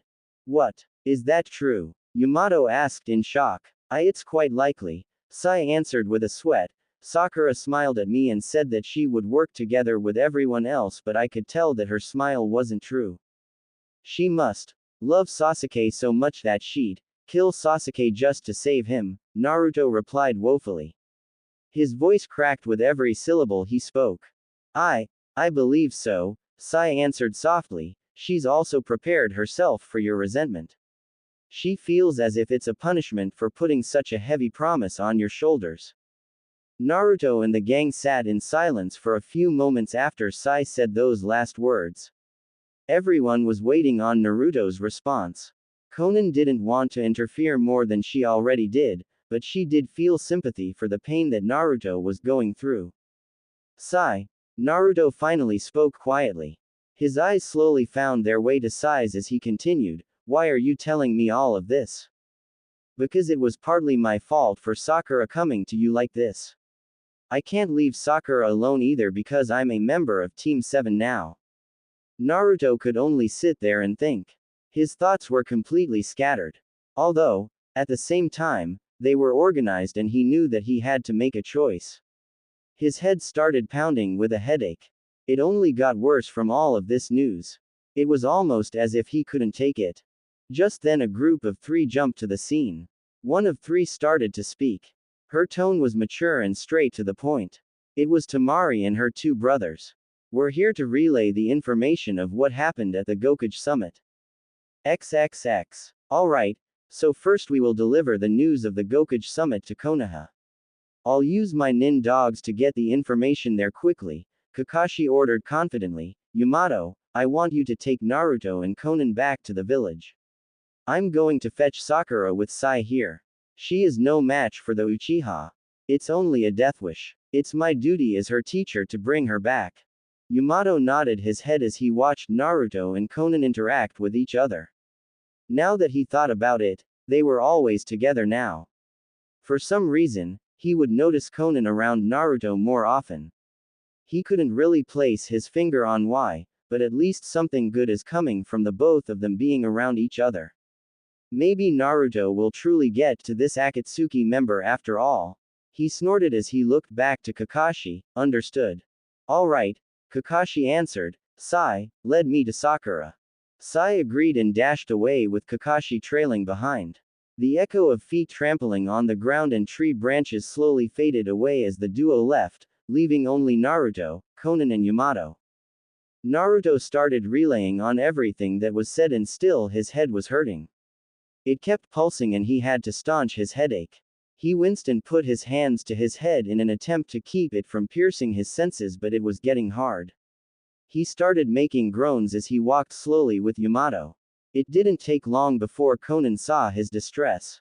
"Naruto-kun, what's wrong?"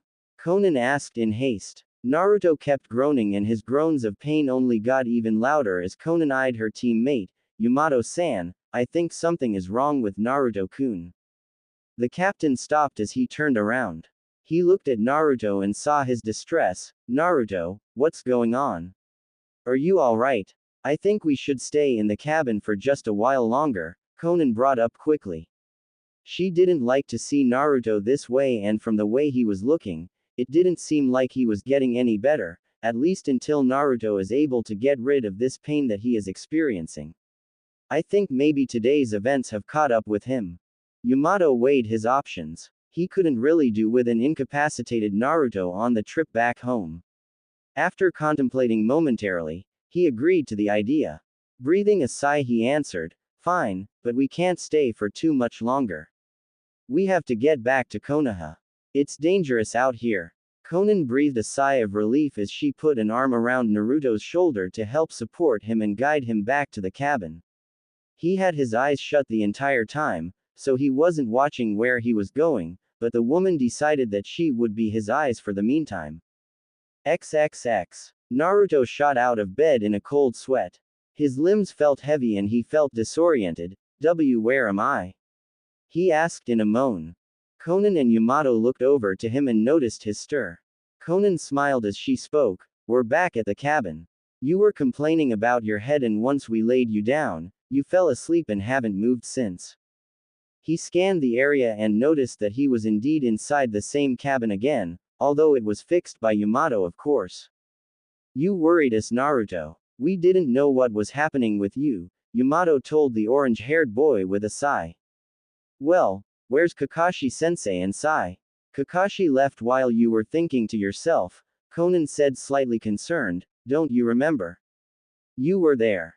Naruto sat there quietly as he processed that information. He was a little slow after he woke up, so it was only natural he'd be silent. He scratched the back of his head and looked to Konan in a tired demeanor. Yeah, I sorta remember it. My head was hurting too bad though and I couldn't really concentrate. Anyway, now that you feel better, I think we should continue on our trek back to the Leaf Village.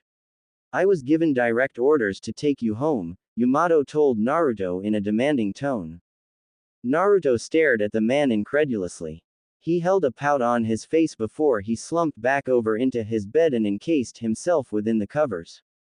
He still couldn't go back to Konoha. He had to get to Sakura. He couldn't leave her there to go after Sasuke. Even though he told her to leave and he was mad about Konan being so disrespected, Sakura was still his friend and it really pained him when he found out the truth of her coming to meet him. I don't think I feel well enough yet. Please let me rest a while longer. Naruto, I don't think you understand the importance of bringing you back to Konoha, Yamato told the orange-haired genin. We are wasting valuable time and it could prove to be dangerous. Just please. Yamato-san, the man in question looked over to Konan who was looking at the man, let me talk to him. I think the words I tell him will get to him better. Yamato questioned her sudden interruption, but agreed nonetheless, alright, but please just help him understand what's going on. He shouldn't act like a child anymore. The woman nodded her head and held a serious facade on her face while she gazed at the covers that were shielding Naruto from the two-person audience. Naruto-kun, Konan said with a sternness to her voice, may I have a word with you please? It will only take a moment. He only groaned, but he didn't move from his spot. She sighed as she pulled on the covers quickly, prying them off completely. Naruto rose up in his bed as he glared at Konan. Konan-chan, what the hell are doing? If I may have a word with you Uzumaki-san, Konan said with a sharp tongue and lowered eyelids. His last name just spewed from Konan's mouth like venom, you only have 5 seconds to step outside. He paled as he heard this entirely different side of the woman. Where did she learn to speak like that? It wasn't like the nice and gentle Konan that he's been used to listening to. He exhaled loudly, before he went to the door. He didn't want to piss Konan off any more than he already did. She was scary whenever she wanted to be. Konan's face didn't falter as she stepped outside with Naruto. She looked back to Yamato who seemed a little surprised and sweat at this woman's raw sense of malice. It will only take us a moment. Yamato nodded as she closed the door behind her. After a few moments, he let go a breath he didn't realize he was holding. Yeah, women are scary. After the door closed behind them, Naruto sat there in silence. He was expecting everything, mainly the third degree of how he was acting like a child. He kept his back turned to her so he didn't realize what was going on. He could feel her presence behind him and he closed his eyes, waiting on a scream or getting hit. What he didn't expect, however, was when Konan wrapped both of her arms from behind him and embraced him softly. Her chin was on his left shoulder as she breathed softly into his ear. He could only shudder and blush at this sudden action. Konan-chan, what are you d? Shish. Konan shushed the boy as she continued to give him this comfort. The orange-haired genin could only gulp as he blushed harder and remained speechless. She sat there silently as she hugged the boy in front of her. She didn't really know what to do whenever she brought him out here, but she felt that something was truly troubling Naruto. She figured that she could return a hug, just as he did for her. She realized that sometimes people just need hugs.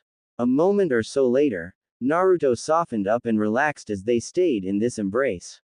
He did want a hug and the feeling was well needed. A few minutes passed as Konan released the embrace, much to her and Naruto's displeasure.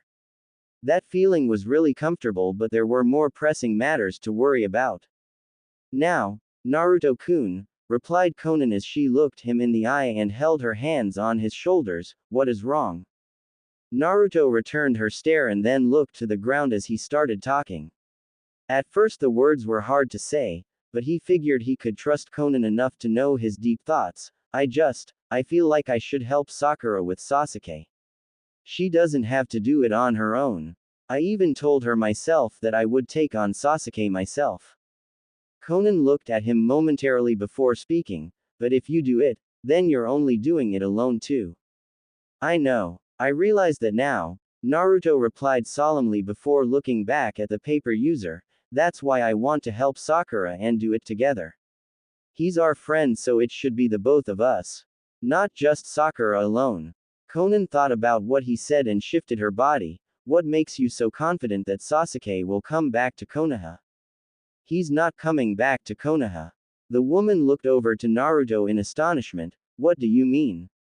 I thought you wanted him to come back to Konoha and you were going to bring him back to Konoha no matter what. Naruto grunted as he looked away into the trees. I've been thinking. Maybe I shouldn't hold on to this ideal of bringing Sasuke back. He's only been thinking about himself and hasn't changed, no matter what I told him. He kicked a little of the snow on the ground as he continued, but I want to make sure that he absolutely doesn't want to come back. I have to talk to him one last time before I make up my mind. So this was also part of the reason why you wanted to follow Sakura? Yes, Naruto finished as he breathed in and put his hands in his pockets. Konan contemplated momentarily as she stared at the Uzumaki. He seemed a lot more focused than before and she was curious. Naruto, you really have matured. I'll help you. Naruto shot his eyesight to her. Why you will? Yes, I will help you with Sakura and Sasuke. I really think that you should do this and get your final resolve. It's never good to leave feelings unfinished, she replied while glancing over to him and back to the cabin, but we may have to set up a plan to get us out of here. We can't have Yamato-san knowing of our departure. Yeah, you're right, Naruto replied. After rubbing his chin, he came up with a simple idea. Alright, let's. XXX. Konan and Naruto walked back inside the cabin, disturbing an almost sleeping Yamato fully awake again. They could have just left without even creating us, Naruto thought as he looked at Yamato in a ridiculous manner. I hope you've sorted everything out, you two, Yamato replied as he looked at the both of them. They only nodded at him before Naruto started feeling pain again. He began to hold his head again like last time and groaned pretty loudly. Yamato looked on the both of them in worry. Naruto, are you experiencing that problem again? He asked as Naruto closed one eye shut and looked at Yamato in a wince. Yeah, it hurts really bad. I don't know why it's doing this. Could I please just lie down a little longer? I need to close my eyes. Oh, sure thing, Yamato replied. Boy, is Captain Yamato a sucker. Naruto thought as he continued to fake his pain. It's working so far, Konan thought as she looked at the display. Naruto's acting skills were poor, but they were good enough to fool Yamato for the time being. I hope they make it in time. XXX, somewhere in the woods. Naruto grinned as he quickly darted through the tree's branches to get to the scene as quickly as possible. I think we got away with this one pretty easily, Konan-chan. Now we can get there before Sasuke does something to her. He had his Sage mode activated as he tried to find his teammate. His senses were developed really strong whenever he activated that technique. It was truly something that was reliable when he needed it. Konan had to respect the boy's tenacity to the situation. Getting clones to take over their spot was really easy to do. I never realized how quick he was with planning. He just kept surprising her more and more and a small grin formed on her face as she looked at the back of his head. I was right to put my trust within you. XXX. Sasuke. The person in question turned his head and looked up. He lowered his Chidori as he stared at his teammate in disgust. Sakura. The pink-haired girl stared at her teammate. Just looking at him gave chills down her spine. He wasn't the same person he was before he left. What are you doing here? Came his question. He didn't look like he wanted to chat. He actually looked like he was ready to kill whatever was in his path, and Sakura could very well feel that vibe radiating off of him.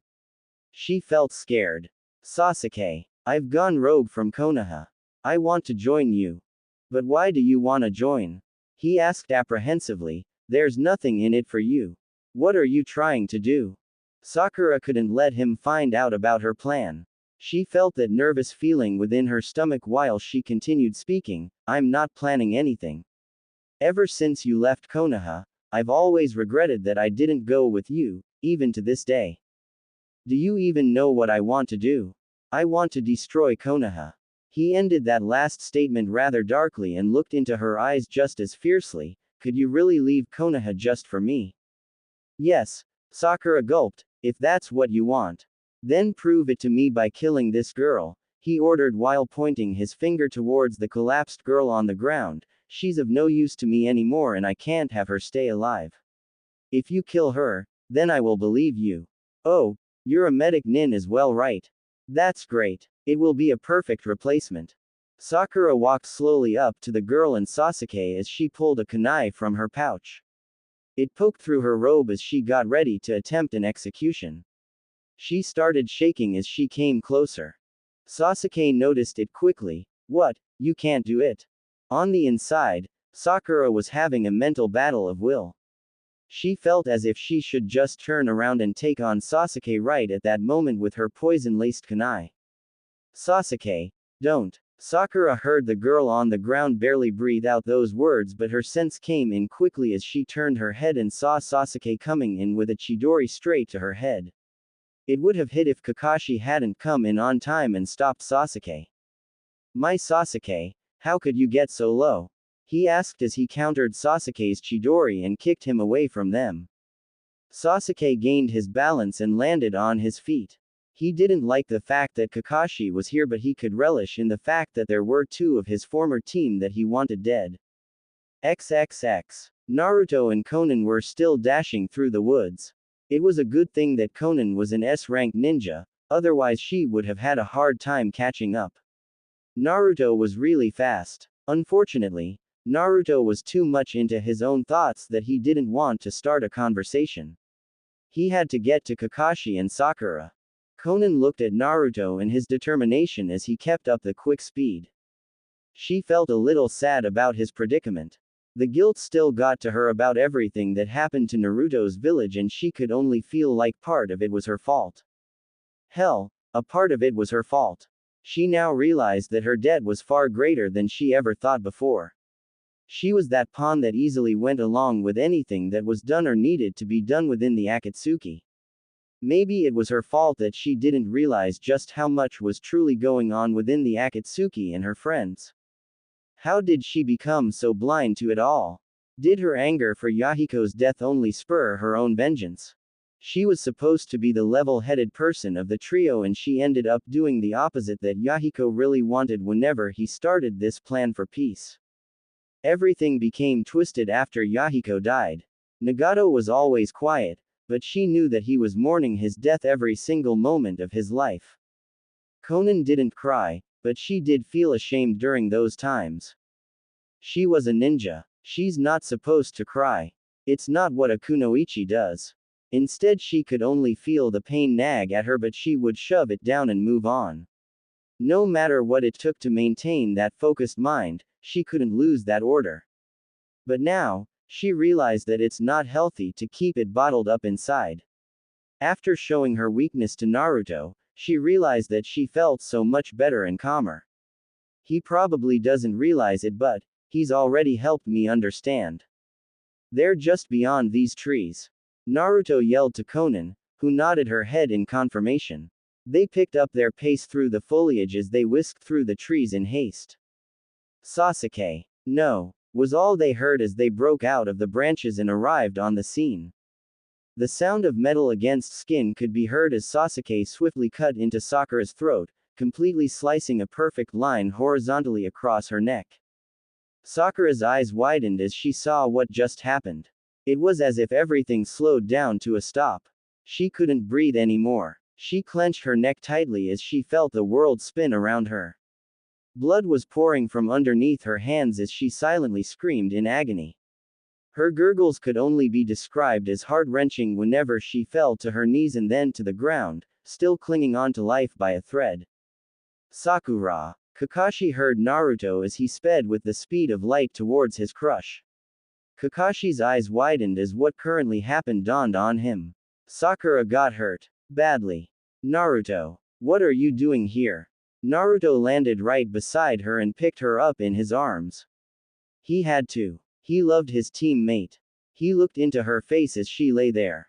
She held her sight to Naruto, but couldn't speak because of the cut. It was too deep. Her eyesight was constantly staring into Naruto's deep blue eyes. She lost that vibrance, but she was still trying her best to mouth what she was trying to say. Naruto started sobbing uncontrollably as she laid there in his arms. Sakura-chan, he whimpered as he cradled her frail body ever so gently to his own. His tears were falling quickly. There was so much blood. She weakly and shakily pulled up her arm and touched Naruto's face with her blood-stained hand. Tears of her own began to fall gently as she held her hand there. She was trying her best to tell her teammate how stupid she was, to tell him, Naruto, I'm sorry. I shouldn't have come here without you. Naruto could only cry more as her hand left his face and fell beneath her. Her movement slowed to a stop and her eyes dulled. She wasn't breathing anymore. Naruto looked at her as her life faded away. He couldn't believe that one of his best friends was dying before his very eyes. He couldn't even save her. No. No. Sakura-chan. No. He gripped her even tighter as she laid lifeless in his arms. Kakashi could only stand and watch in shock at what happened. He already knew that it was not possible to survive from a cut like that. It just wasn't possible. Even if you were a medic nin or not, it would take someone like Tsunade or of equal power to revive her, and Tsunade was unconscious. There was no hope. Konan could understand Naruto's pain really well. Her crush died before her eyes too. She was unable to do anything about it, just like Naruto. It was tearing him up on the inside and breaking him apart. She couldn't do anything either as Naruto sat there with the lifeless body in his hands. She looked away in sadness. Kakashi looked on in sympathy and felt further remorse and regret for being such a bad teacher. Where was he when Sakura needed him? He could only look to Naruto. Quote exclamation mark quote. His eyes widened exponentially as he gazed over to Naruto. No, no, this can't be happening now. Naruto's body began to seep a red soupy chakra from his skin as it enveloped him and bubbled in form.